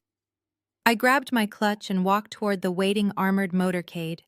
They were throwing a party, but I was dressed for a funeral. It was time to bury their egos once and for all. The heavy oak doors of the Denver Ritz-Carlton Grand Ballroom swung open, revealing a blinding sea of crystal chandeliers and tailored tuxedos. I stepped over the threshold, letting the heavy midnight blue silk of my gown trail perfectly behind me. The room was practically vibrating with the clinking of champagne flutes and the arrogant laughter of the city elite. Thomas had truly spared no expense to manufacture the illusion of Jamal's absolute triumph. Waiters in crisp white jackets circulated with silver trays of beluga caviar, while a string quartet played softly from a raised velvet platform. It was a masterpiece of financial theater designed entirely to separate wealthy investors from their money. I barely had time to register the ice sculptures flanking the main bar before a sharp manicured hand clamped down on my bicep like a vice. "What in the world are you doing here?" Brenda hissed, dragging me forcefully behind a towering floral arrangement. My mother's face was pulled tight with panic and rage beneath her heavy layers of expensive foundation. She wore a diamond necklace that I knew for a fact Thomas had leveraged a second mortgage to afford.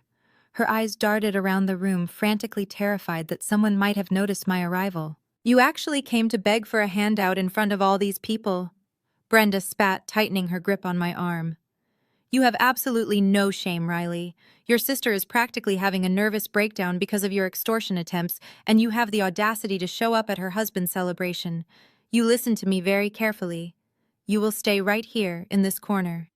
You will not speak to a single one of Jamal investors. He is the only true success in this family, and I will not let your pathetic jealousy ruin his launch."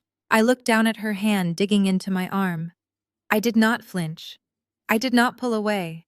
I just stared at her with a calm, dead, and icy silence that made her momentarily falter. I gently pried her fingers off my silk sleeve one by one. "I am not here to beg, Brenda," I said, keeping my voice perfectly level. "I am just here for the show."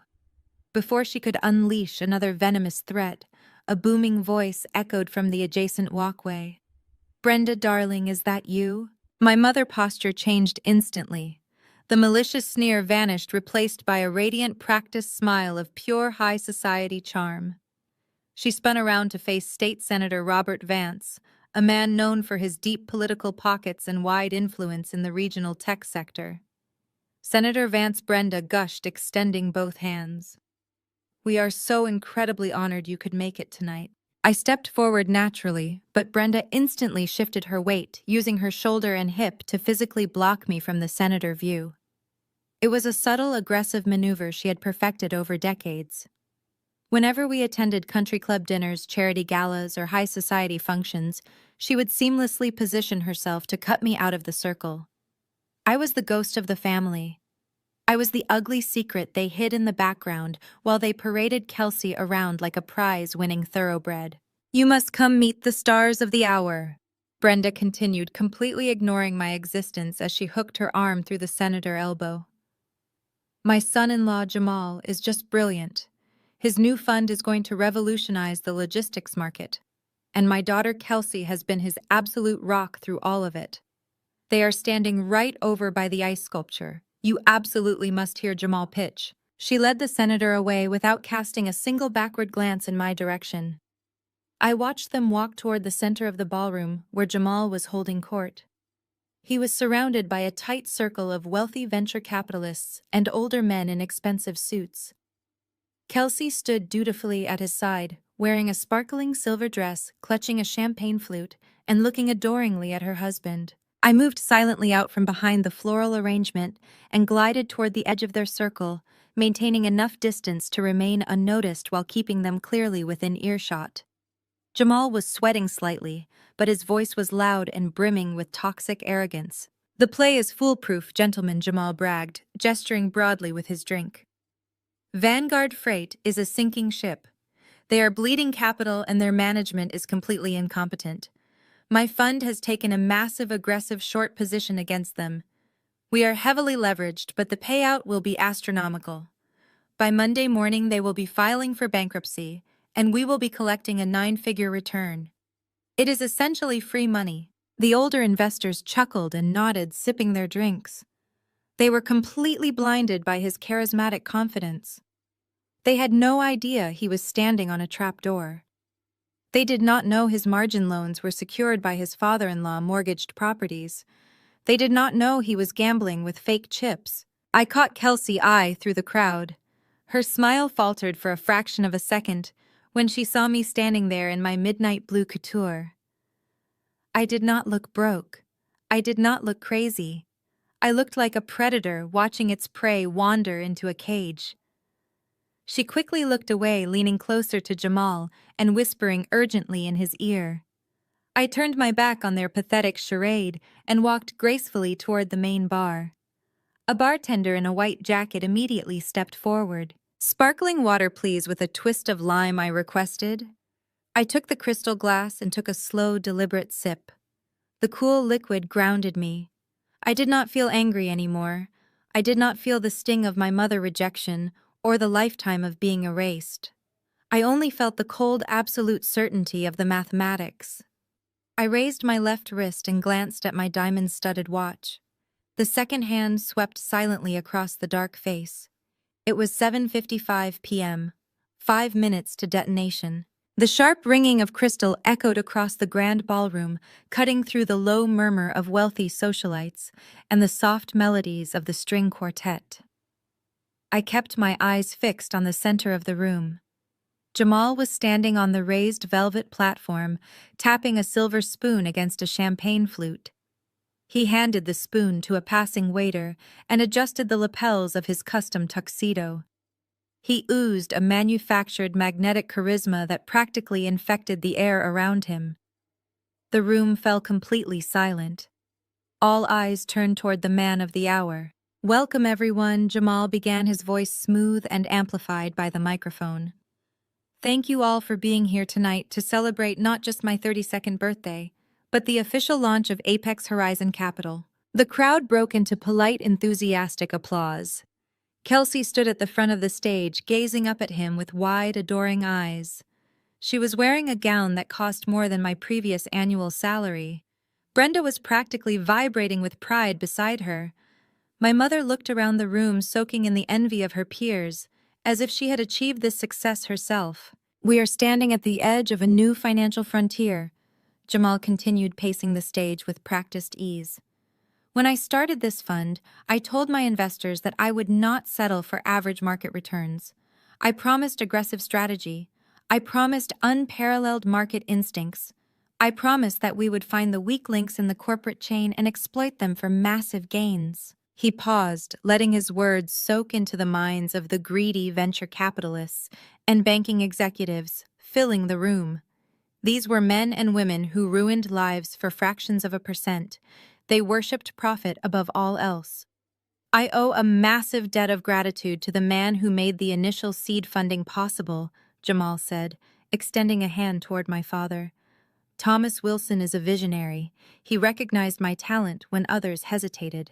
Thomas stepped forward, his chest puffed out with arrogant pride. He raised his glass high above his head, his booming voice easily carrying across the massive ballroom. "I did more than recognize your talent, son," Thomas shouted, drawing appreciative chuckles from the crowd. "I put my money exactly where my mouth is. I mortgaged the family estate for this fund. I leveraged my entire commercial real estate portfolio. I staked this family entire net worth on your genius because I know a guaranteed winner when I see one." More applause erupted. Men in expensive suits clapped Thomas on the back, congratulating him on his bold, aggressive business acumen. They thought he was a titan of industry making a brilliant, ruthless play. I took another slow sip of my sparkling water. Thomas had just publicly confessed to signing his own financial death warrant. He had handed the executioner a loaded gun and bragged about it to the entire city. My father had always loved the sound of his own voice, but tonight it was the sound of his own ruin. Jamal held up a hand to quiet the cheering crowd. His chest puffed out even further, fueled by the blind adoration of the elite. "Thomas is right to be confident," Jamal boasted, leaning into the microphone, "because I am thrilled to announce to my investors tonight that our flagship play is already a monumental success. We took a massive leveraged short position against Vanguard Freight. The company is bleeding out and their management is completely blind to the reality of their situation. I have aggressively bet against them and the market is already responding exactly as I predicted." A murmur of excited greed rippled through the crowd. Men leaned in closer, hanging on his every word. They could practically taste the money. "By the opening bell on Monday morning, Vanguard Freight will be in a complete freefall," Jamal declared, his voice rising with theatrical triumph. "And my investors will secure a guaranteed 30% return on their capital. We are going to crush the market." The ballroom erupted into a roar of approval. Kelsey clapped her hands together, her diamond rings flashing under the chandeliers. Brenda wiped a fake tear of joy from her eye. They were standing at the absolute pinnacle of their false reality. They felt invincible. They believed they were the royalty of Denver, untouchable and superior to everyone beneath them. Jamal let the applause wash over him. He scanned the room, soaking in the power and the praise. Then his eyes drifted past the wealthy bankers and the smiling politicians. His gaze cut straight through the crowd and locked directly onto me standing quietly at the back bar. A slow, cruel smirk spread across his face. He knew exactly what he was doing. He wanted to humiliate me in front of the most powerful people in the city. He wanted to break me down and remind me of my place at the absolute bottom of their hierarchy. He wanted to make sure I knew that my presence here was only tolerated so they could mock my failures. He leaned intimately into the microphone, his eyes still burning into mine. "You see, the financial world is just like nature," Jamal said, his tone turning dark and mocking. "There is a natural order to things. Some people are born to lead. Some people have the vision and the drive to conquer the market. In this world, there are the apex predators, and then there are the bottom feeders, the weak, pathetic failures who just do not have the intellect to survive. They drag everyone else down with their toxic incompetence. Tonight we celebrate the predators." He raised his glass directly at me, a silent, vicious salute. "To victory," Jamal toasted. "To victory," the crowd echoed, raising their champagne flutes in unison. I did not break eye contact. I did not flinch. I did not show a single ounce of emotion. I just stared back at him with a gaze so cold and hollow, it made his smug smile falter for a fraction of a second. He thought he was the apex predator.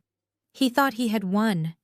He had absolutely no idea that he was a microscopic insect swimming directly into the jaws of a leviathan.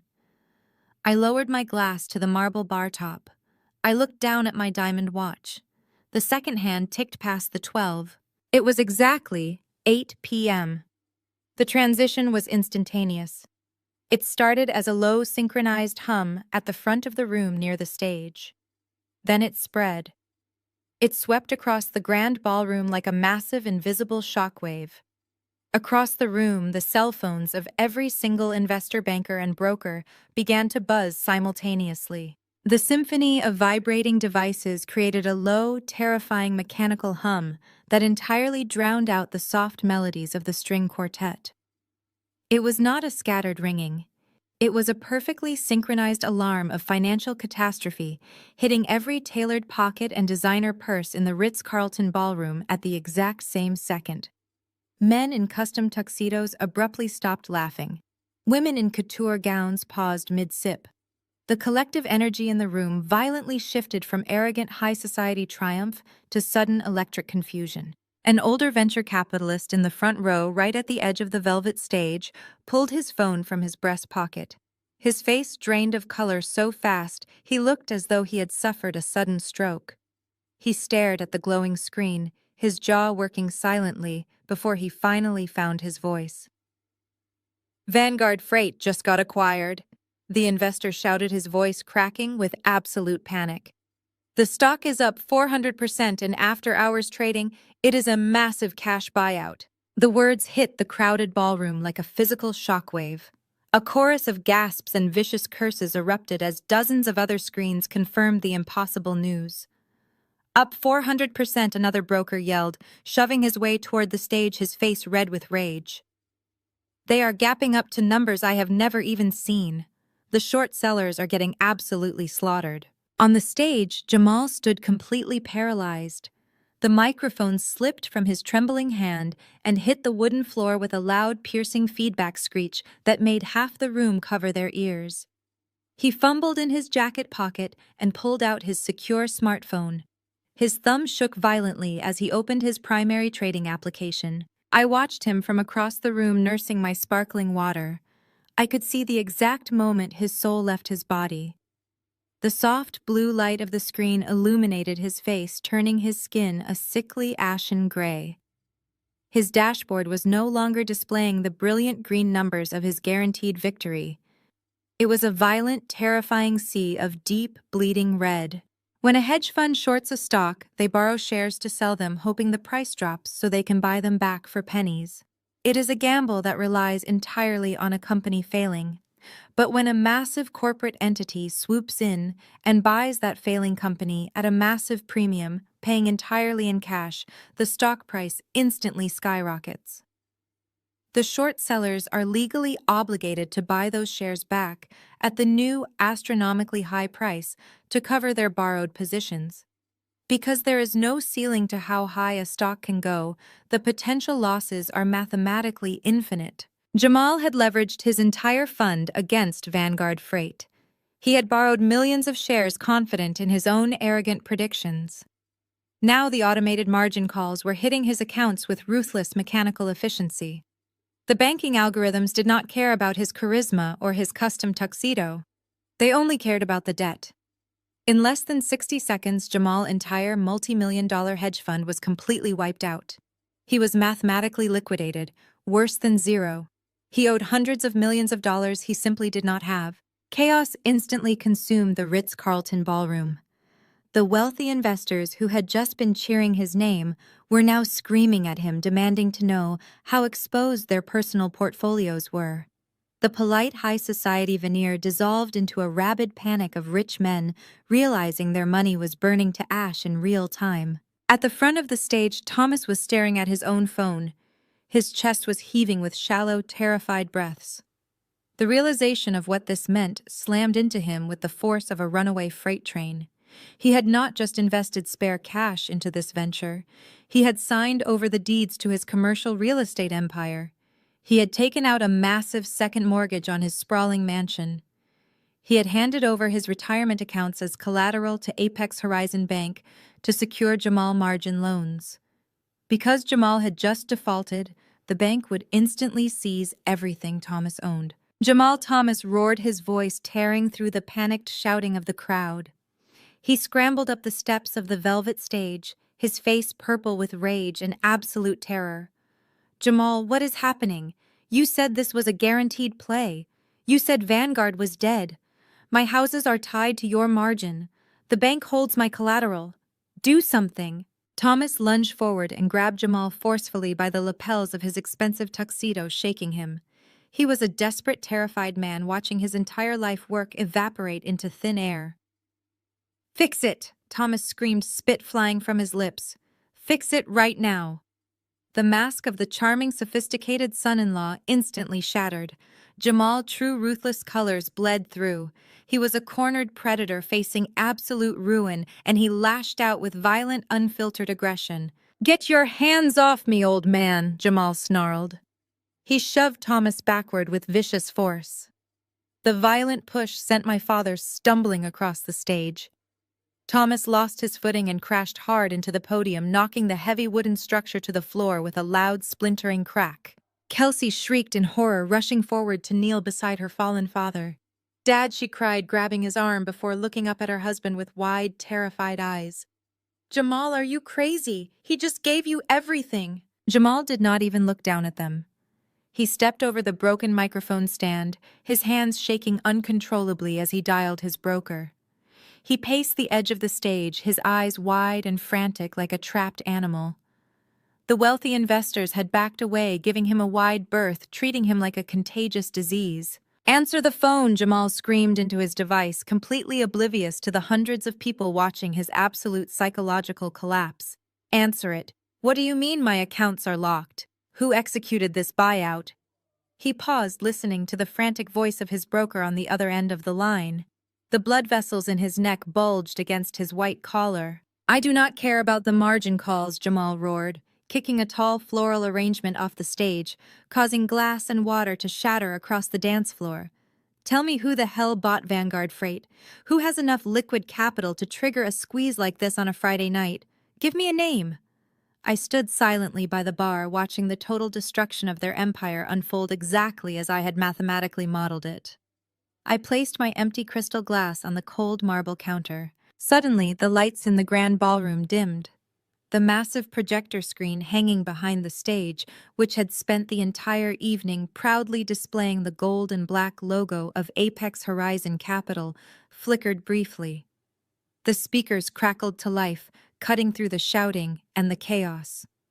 The giant screen switched instantly from Jamal Vanity logo to a live high-definition breaking news broadcast from the leading global financial network. The crisp, authoritative voice of the lead financial anchor echoed across the vaulted ceilings of the Ritz-Carlton ballroom.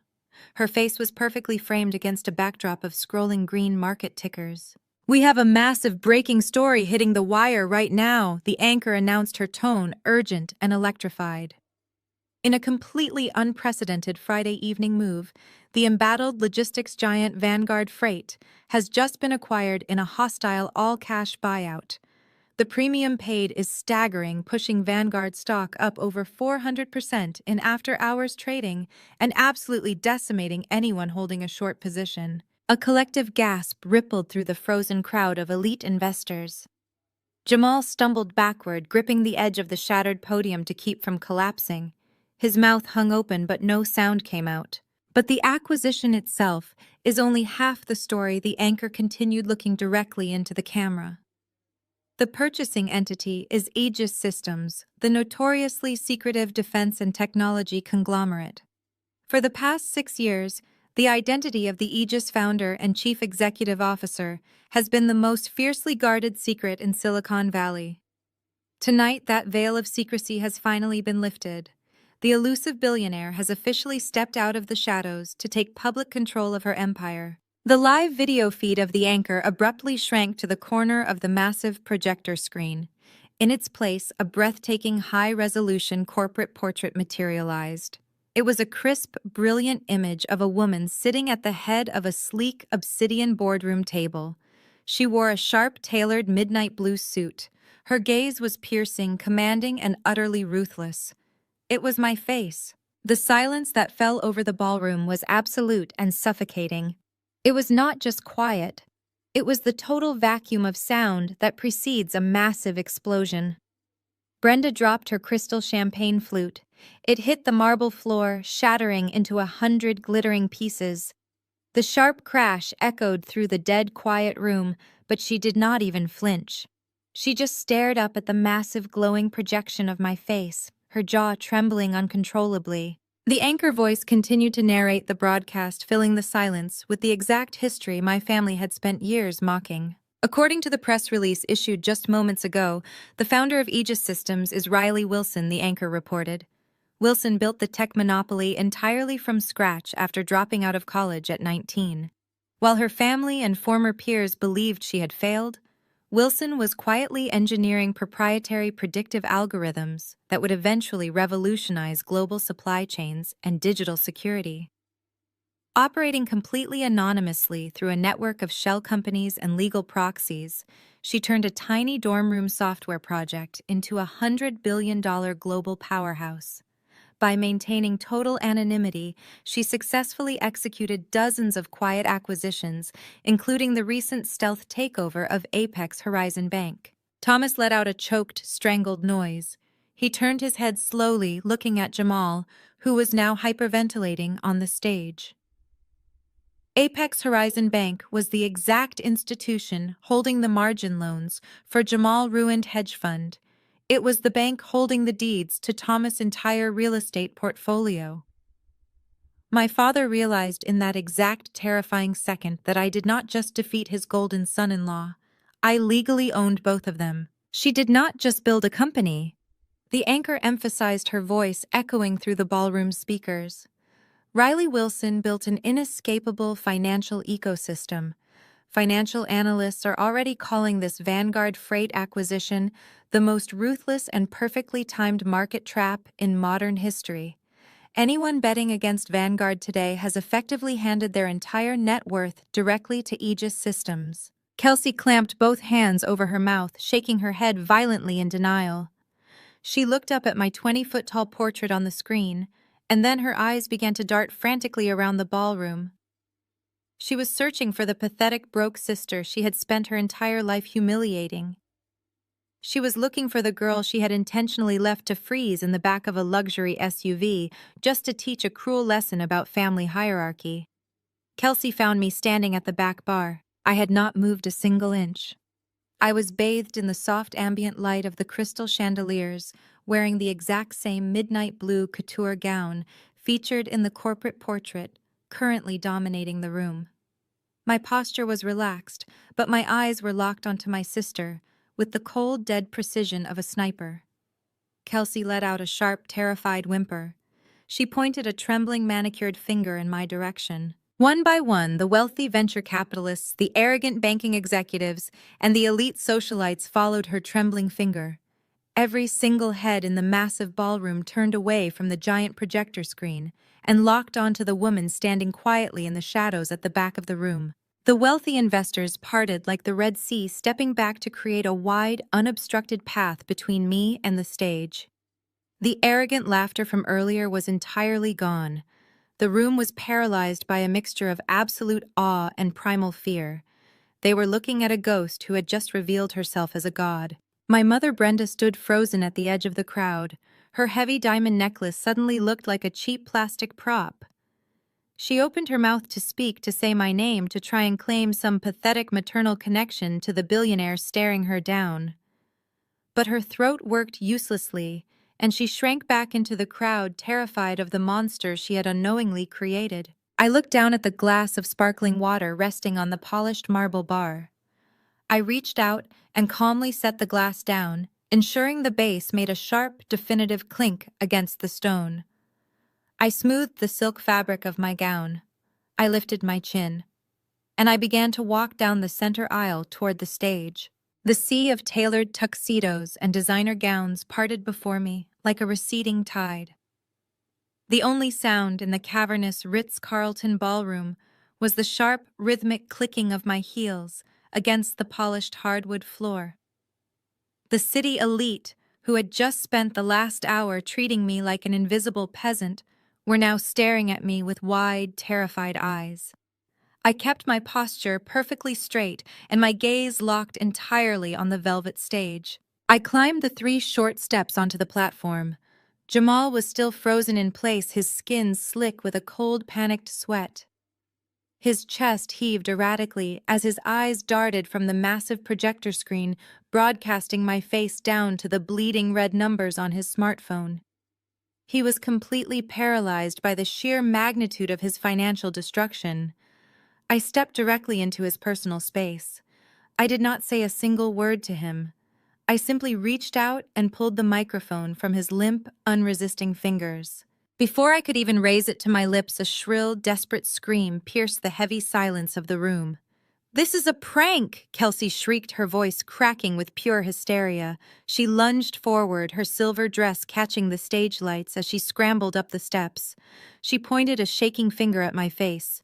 "Turn off that screen right now. She is a nobody. She does not own Aegis Systems. She is just my pathetic, broke sister trying to ruin our night. Jamal, do something. Tell them this is a lie." Kelsey grabbed her husband by the arm, shaking him violently, but Jamal could not speak.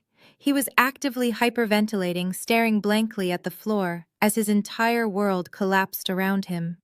The margin calls were already executing, liquidating everything he claimed to own. He was a hollow, empty shell of the arrogant predator who had been holding court just 5 minutes earlier. I ignored Kelsey, frantic screaming. I simply raised my left hand and gave a sharp, decisive signal toward the massive oak doors at the back of the ballroom. On my command, the doors swung open with a heavy thud. My chief financial officer, David, stepped into the room. He was flanked by a dozen members of my elite corporate security team, dressed in immaculate black suits. Behind them marched a team of heavy-hitting corporate attorneys carrying thick leather binders filled with irrefutable legal documents. The security detail moved with military precision, forming a protective perimeter around the base of the stage, while David and my lead counsel walked directly up the center aisle. The wealthy investors shrank back against the walls, completely intimidated by the show of absolute corporate power. Kelsey stopped screaming. She stumbled backward, her hands covering her mouth, as David stepped onto the stage and handed me the microphone stand.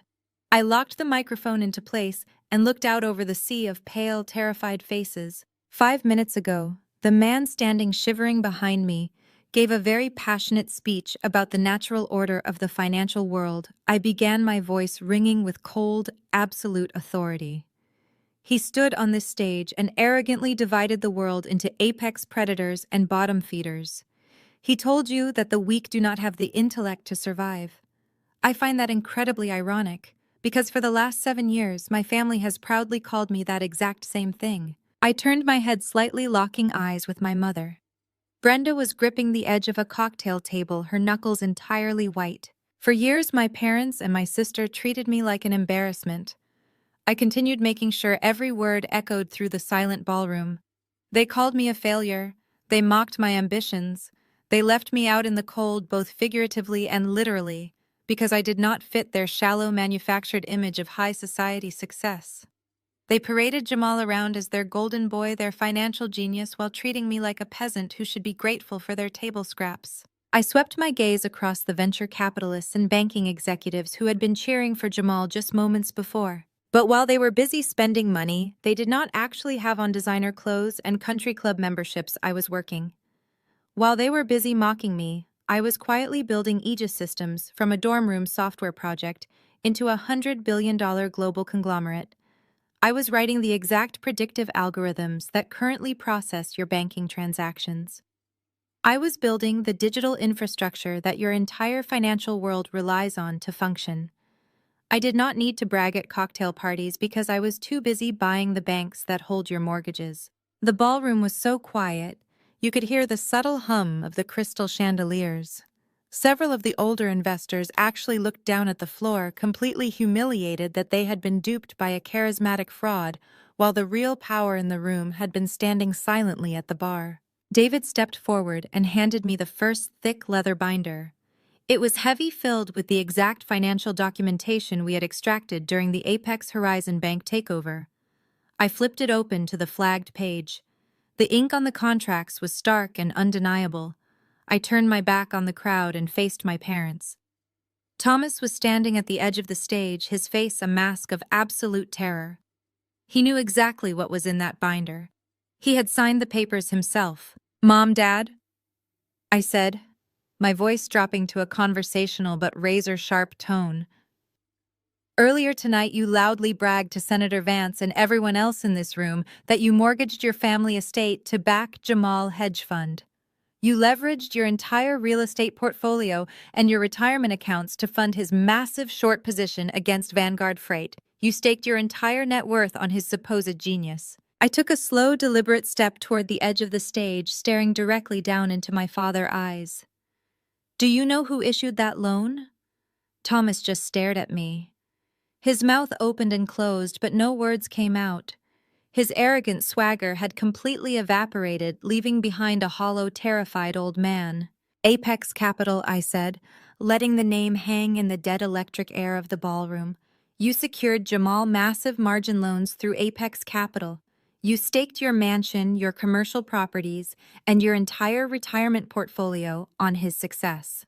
What your brilliant son-in-law failed to research, and what you failed to verify, is that Apex Capital is a wholly owned subsidiary of Aegis Systems. I acquired them in a quiet corporate buyout last October." I took a step closer, my heels echoing sharply against the wood. Jamal just lost everything. His short position imploded the second I bought Vanguard Freight.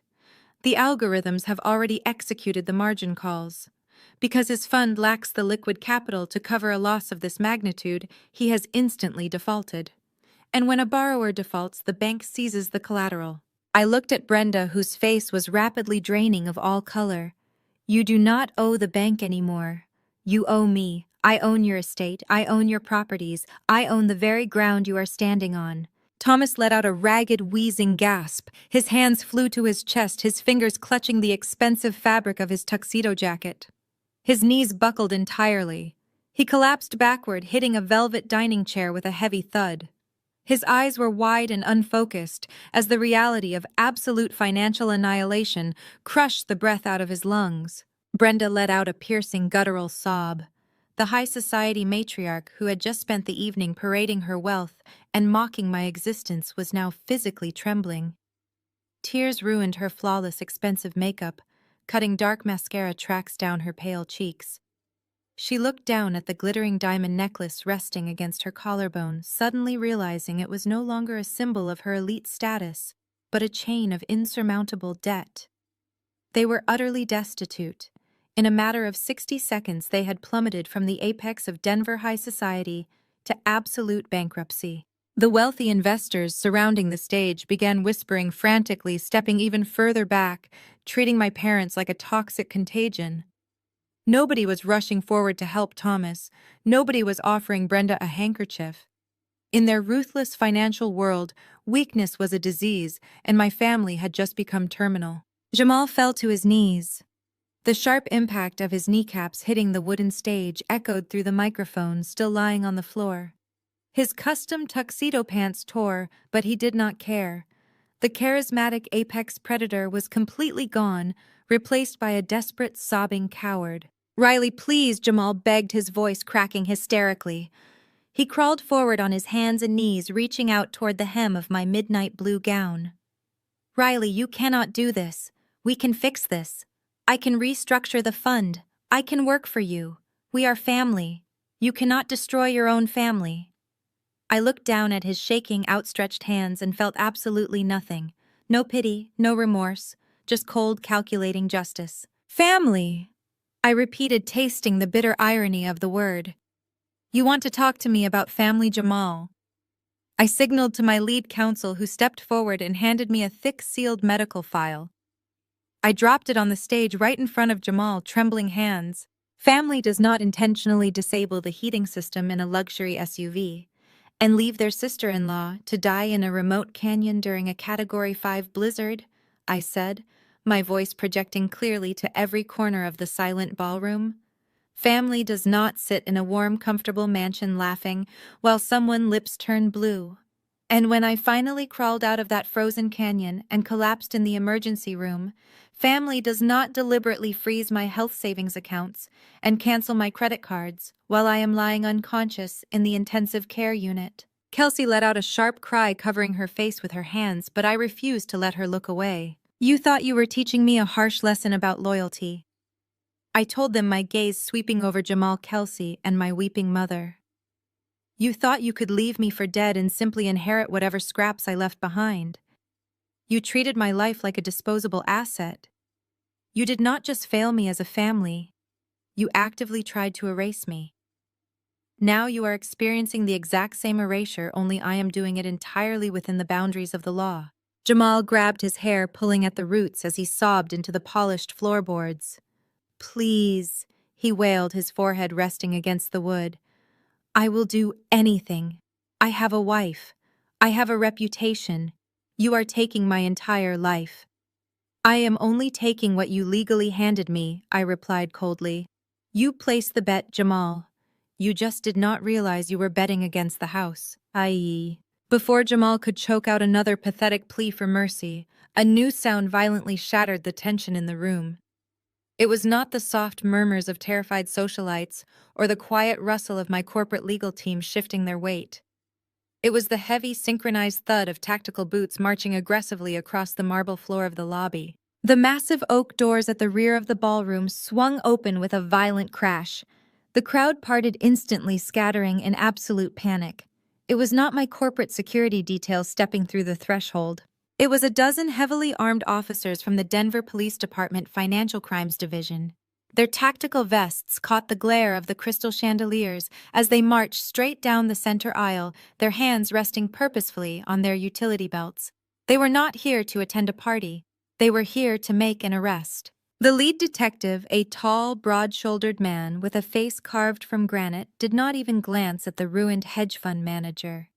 He marched directly past Jamal, his heavy boots thudding rhythmically against the wooden stage. He stopped squarely in front of my sister. Kelsey blinked, her tear-streaked face twisting in sudden absolute confusion. She took a hesitant step backward, her silver couture gown catching on the microphone wire. "Kelsey, you are under arrest for felony reckless endangerment and evidence tampering," the detective announced. His voice was a flat mechanical baritone that cut effortlessly through the ambient panic of the ballroom. He reached to his utility belt and pulled out a pair of heavy steel handcuffs. Turn around and place your hands behind your back." "No," Kelsey shrieked. The word ripped from her throat like a physical tearing of vocal cords. "No, you have the wrong person. It is him. It is Jamal. He lost the money. I did not do anything wrong." She thrashed wildly as the detective grabbed her wrist. The polished veneer of the high society princess instantly shattered into a million jagged pieces. She kicked out her expensive stiletto heel, snapping off against the floorboards as she fought against the unrelenting iron grip of the officer. "Mom, Dad, do something," Kelsey screamed hysterically. She twisted her neck, looking down at the front row where our parents were seated. "Make them stop. Tell them who we are." But Thomas and Brenda did not move. They were completely paralyzed, anchored to their chairs by the crushing, suffocating weight of their own absolute financial ruin. Thomas was staring blankly at his trembling hands, his chest heaving with shallow, panicked breaths. He had just lost his mansion, his commercial empire, and his legacy in a matter of seconds. Brenda was openly sobbing, her face buried in her palms, rocking back and forth in a state of total catatonic shock. They could not save her. They could not even save themselves. "You have the right to remain silent," the detective continued, entirely unfazed by her violent thrashing as he locked the cold steel around her wrists. "Anything you say can and will be used against you in a court of law. How could you do this to me?" Kelsey sobbed, glaring up at me with absolute unfiltered venom as the cuffs clicked shut. "You are a liar. You have no proof."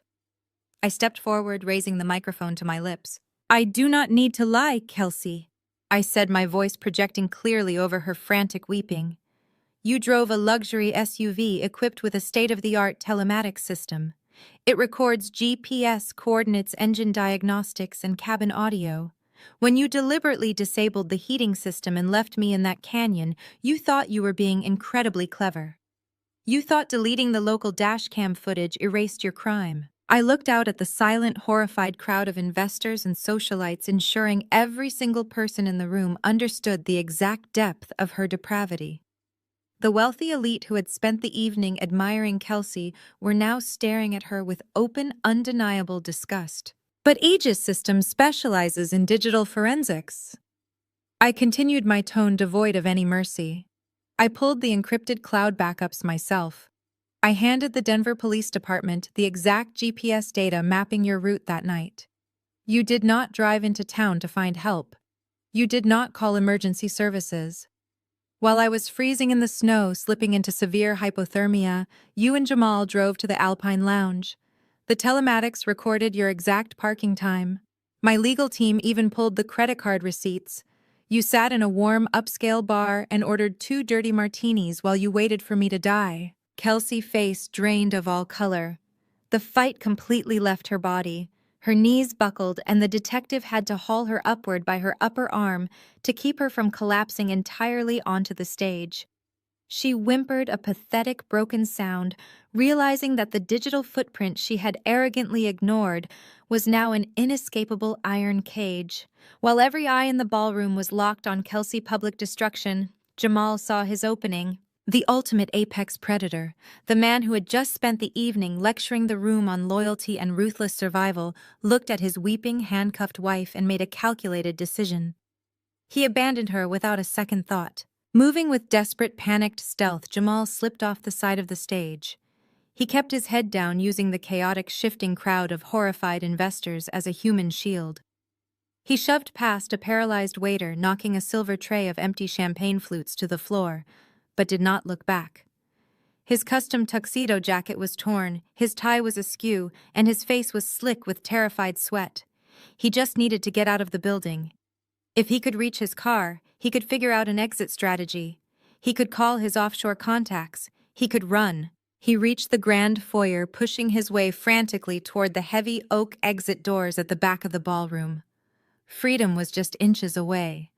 He threw his weight against the brass handles, shoving the heavy doors outward to make his escape into the night. He slammed directly into a solid wall of human resistance. Standing in the doorway, blocking his only exit, were 2 tall, imposing men in dark suits. The bright fluorescent lights of the hallway illuminated the bold yellow lettering printed across the back of their navy blue windbreakers. FBI. Jamal stumbled backward, his breath catching violently in his throat. He looked left then right, but the corridor was completely sealed off by uniformed tactical agents.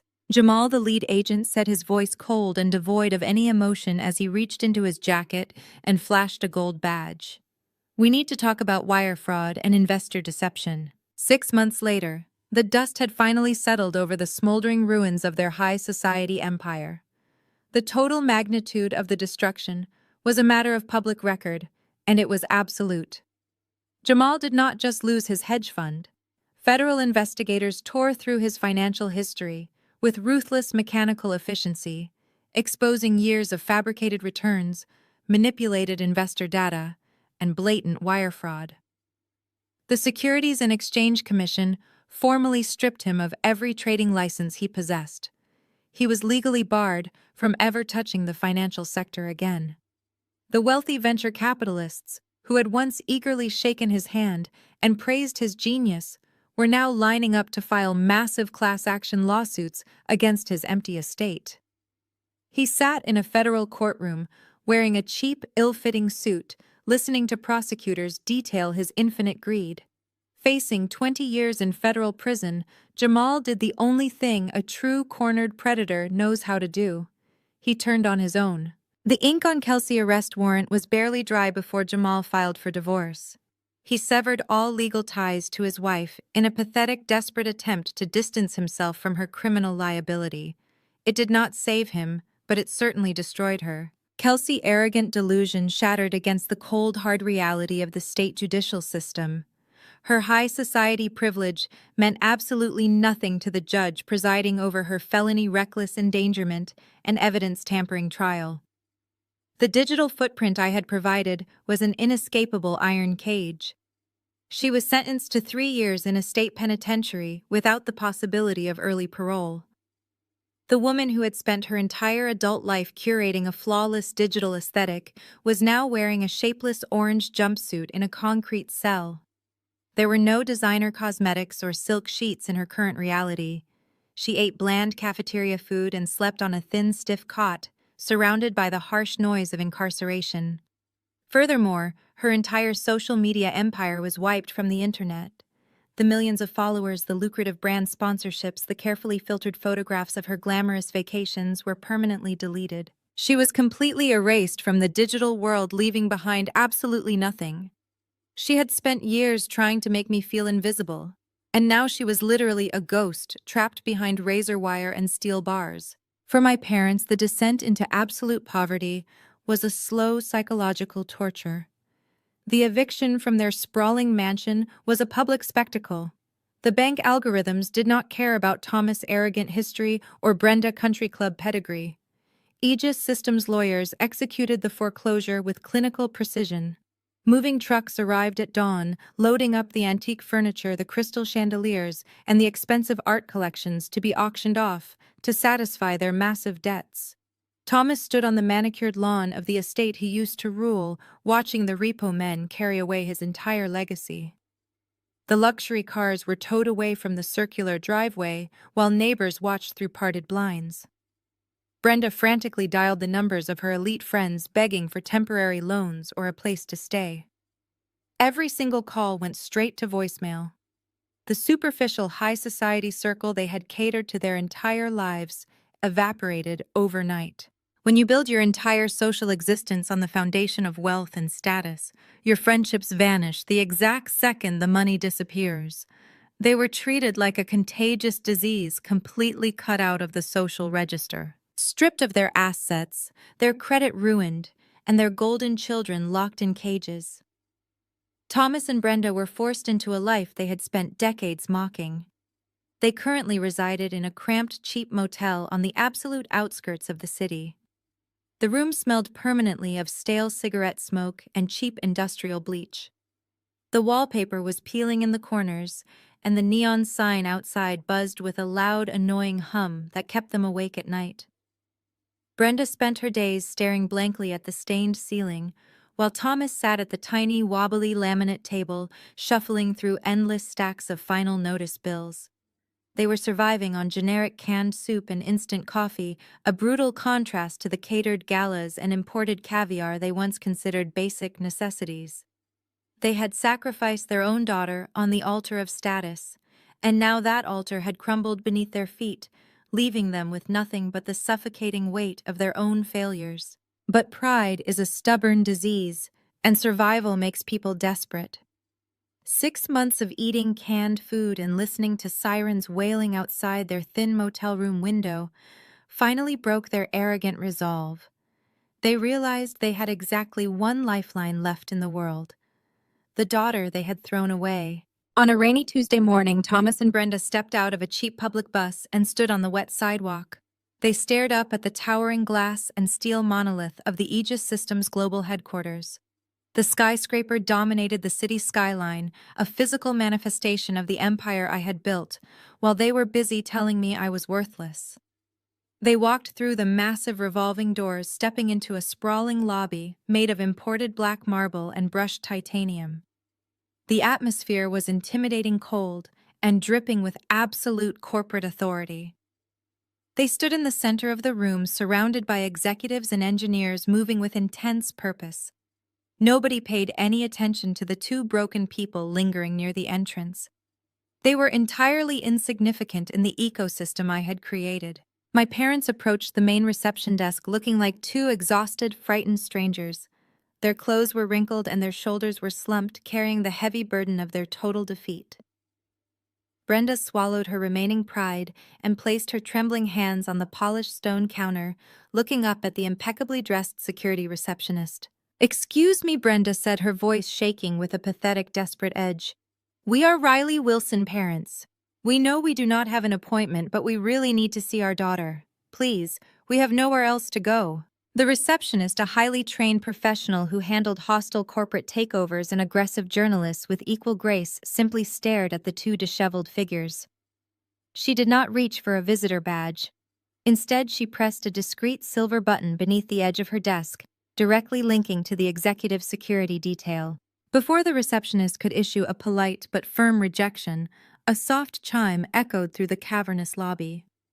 The brushed steel doors of the private executive elevator slid open. I stepped out onto the black marble floor. I wore a tailored charcoal suit that projected absolute authority. My heels clicked rhythmically against the stone, an unmistakable sound of power that caused several junior executives in the lobby to immediately stand straighter. I stopped 10 feet away from the reception desk, folding my hands calmly in front of me. "Riley," Brenda gasped. Her voice cracked, shattering into a pathetic, desperate sob. She shoved past a startled courier and practically ran toward me. Thomas followed closely behind her, dragging his feet, his shoulders hunched in absolute defeat. They looked entirely broken. The tailored designer wardrobes they had flaunted for decades were gone, replaced by wrinkled discount clothing that smelled faintly of mildew and cheap motel soap. "Oh, Riley, thank God," Brenda wept, reaching out with trembling hands. She tried to grab my arm, but my lead security director stepped forward, instantly placing his massive frame between us. Brenda recoiled, clutching her hands to her chest. "Riley, please, you have to help us. The motel is a nightmare. There are bugs everywhere. The people next door scream all night. We have no money for food." Thomas swallowed hard, his Adam apple bobbing in his throat. He tried to summon the old booming authority he had used to terrorize me during my childhood, but his voice came out as a weak, raspy croak. "Your mother is sick, Riley. My heart cannot take this stress. We lost everything. Jamal took everything from us. We have absolutely nothing left." I looked at them. I searched my own heart for even a single drop of pity, a tiny flicker of familial warmth. There was nothing. They were just two strangers who had placed a bad bet and lost. "We were thinking," Brenda continued, her words tumbling out in a frantic, rushing stream. "We know you have that beautiful penthouse downtown. It is so big, Riley. It has 5 bedrooms. We could take the guest wing. We would not be any trouble. We can help you host corporate dinners. We can be a family again. Just let us come home with you." I stared at her, letting the absolute absurdity of her request hang in the cold air of the lobby. "Be a family again," I repeated. My voice was a flat, terrifying whisper that made Thomas physically flinch. Yes. Brenda nodded eagerly, fresh tears spilling down her pale cheeks. We are so sorry for everything. We will make it right. We just want to be your parents again. I reached into the inner pocket of my blazer and pulled out a crisp, heavy white envelope. I held it out, extending it past the security guard. Thomas reached forward with a shaking hand and took it. His fingers fumbled clumsily with the wax seal, tearing the heavy paper open. He pulled out a stack of legal documents bound by a thick blue ribbon. He stared at the top page, his eyes widening in total disbelief. What is it? Brenda asked, grabbing his arm. Thomas, what did she give us? It is a deed, Thomas whispered, his voice trembling. He looked up at me, his eyes wide and watery. The Lake Tahoe cabin. Brenda let out a sharp, gasping cry of joy. The mask of the destitute victim instantly vanished, replaced by the familiar, hungry gleam of high society greed. The tears stopped flowing. Her posture straightened. She looked at the deed as if it were a winning lottery ticket. Oh, Riley. Brenda laughed, a breathless, hysterical sound. I knew you still loved us. I knew you could not hold a grudge forever. Lake Tahoe is beautiful this time of year. We can call the interior decorators. We can fix up the master suite. It will be just like the old days. We can invite the country club board members up for the summer. I bought the cabin from the bank, I said, cutting off her delusional rambling. My voice was pure ice, dropping the temperature in the lobby to absolute zero. It is yours, fully paid off. Brenda smiled, reaching out to hug me again, but I took a deliberate step backward. It is a place to live. I continued my gaze, locking onto Brenda's eyes and stripping away every ounce of her joy. But this is the end. Do not call me. Do not look for me. Do not ever walk into this building again. Blood does not give you a free pass for cruelty. Brenda's smile completely collapsed. The color drained out of her face, leaving her looking gray and hollow. But Riley, she stammered. We are your parents. You cannot just banish us to a cabin in the woods. We belong in society. We belong with you. You belong exactly where you put yourselves, I replied coldly. When Kelsey left me to freeze to death in a canyon, you laughed.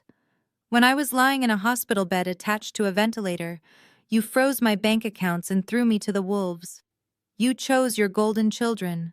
Now your golden son is bankrupt and facing federal prison, and your golden daughter is wearing a jumpsuit in a state penitentiary. I am giving you a roof over your heads because I am fundamentally better than you. That is the only reason you are not sleeping on the street tonight. Thomas looked down at the deed in his hands, his shoulders shaking. He finally understood. This was not a reconciliation. It was a severance package. Consider your debt paid in full, I said. We are permanently done. I turned my back on them without another word. I did not wait to hear Brenda begin weeping again. I did not wait to hear Thomas utter a pathetic apology. I walked directly past my security team and stepped into the private elevator. I turned around facing the lobby as the brushed steel doors began to slide shut. Brenda was on her knees, sobbing into her hands. Thomas was standing completely paralyzed, clutching the deed like a life preserver. The doors closed seamlessly, shutting them out of my life forever. The elevator accelerated smoothly, rocketing upward toward the highest floor of the skyscraper. When the doors opened, I stepped out into the quiet, pristine sanctuary of the executive suite. I walked down the long corridor, my heels sinking into the plush carpets, until I reached the double doors of the CEO office. I pushed them open and stepped inside. The office was massive, a sleek, modern monument to absolute victory, but it was the view that commanded the room.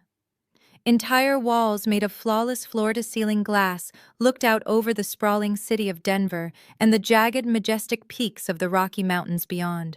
I walked slowly to the glass, resting my fingertips against the cool pane. I stared out at the distant snow-capped summits glittering aggressively in the morning sunlight. I remembered the blinding white of the blizzard. I remembered the suffocating ice freezing my lungs. I remembered the exact moment my heart had almost stopped beating in that frozen canyon. They had left me there to be buried under the ice. They had fully expected the storm to erase me. But the storm did not kill me. It forged me. I took a deep, steadying breath, feeling the warm, perfectly climate-controlled air fill my lungs. I looked down at the city sprawling beneath my feet, a vast, complex empire that I completely controlled. I had survived the absolute worst of their blizzard, both literally and metaphorically. I had walked through the freezing dark, and I had climbed the impossible mountain. And now, looking out over the world from the highest floor of my own skyscraper, I knew the absolute truth. I owned the summit.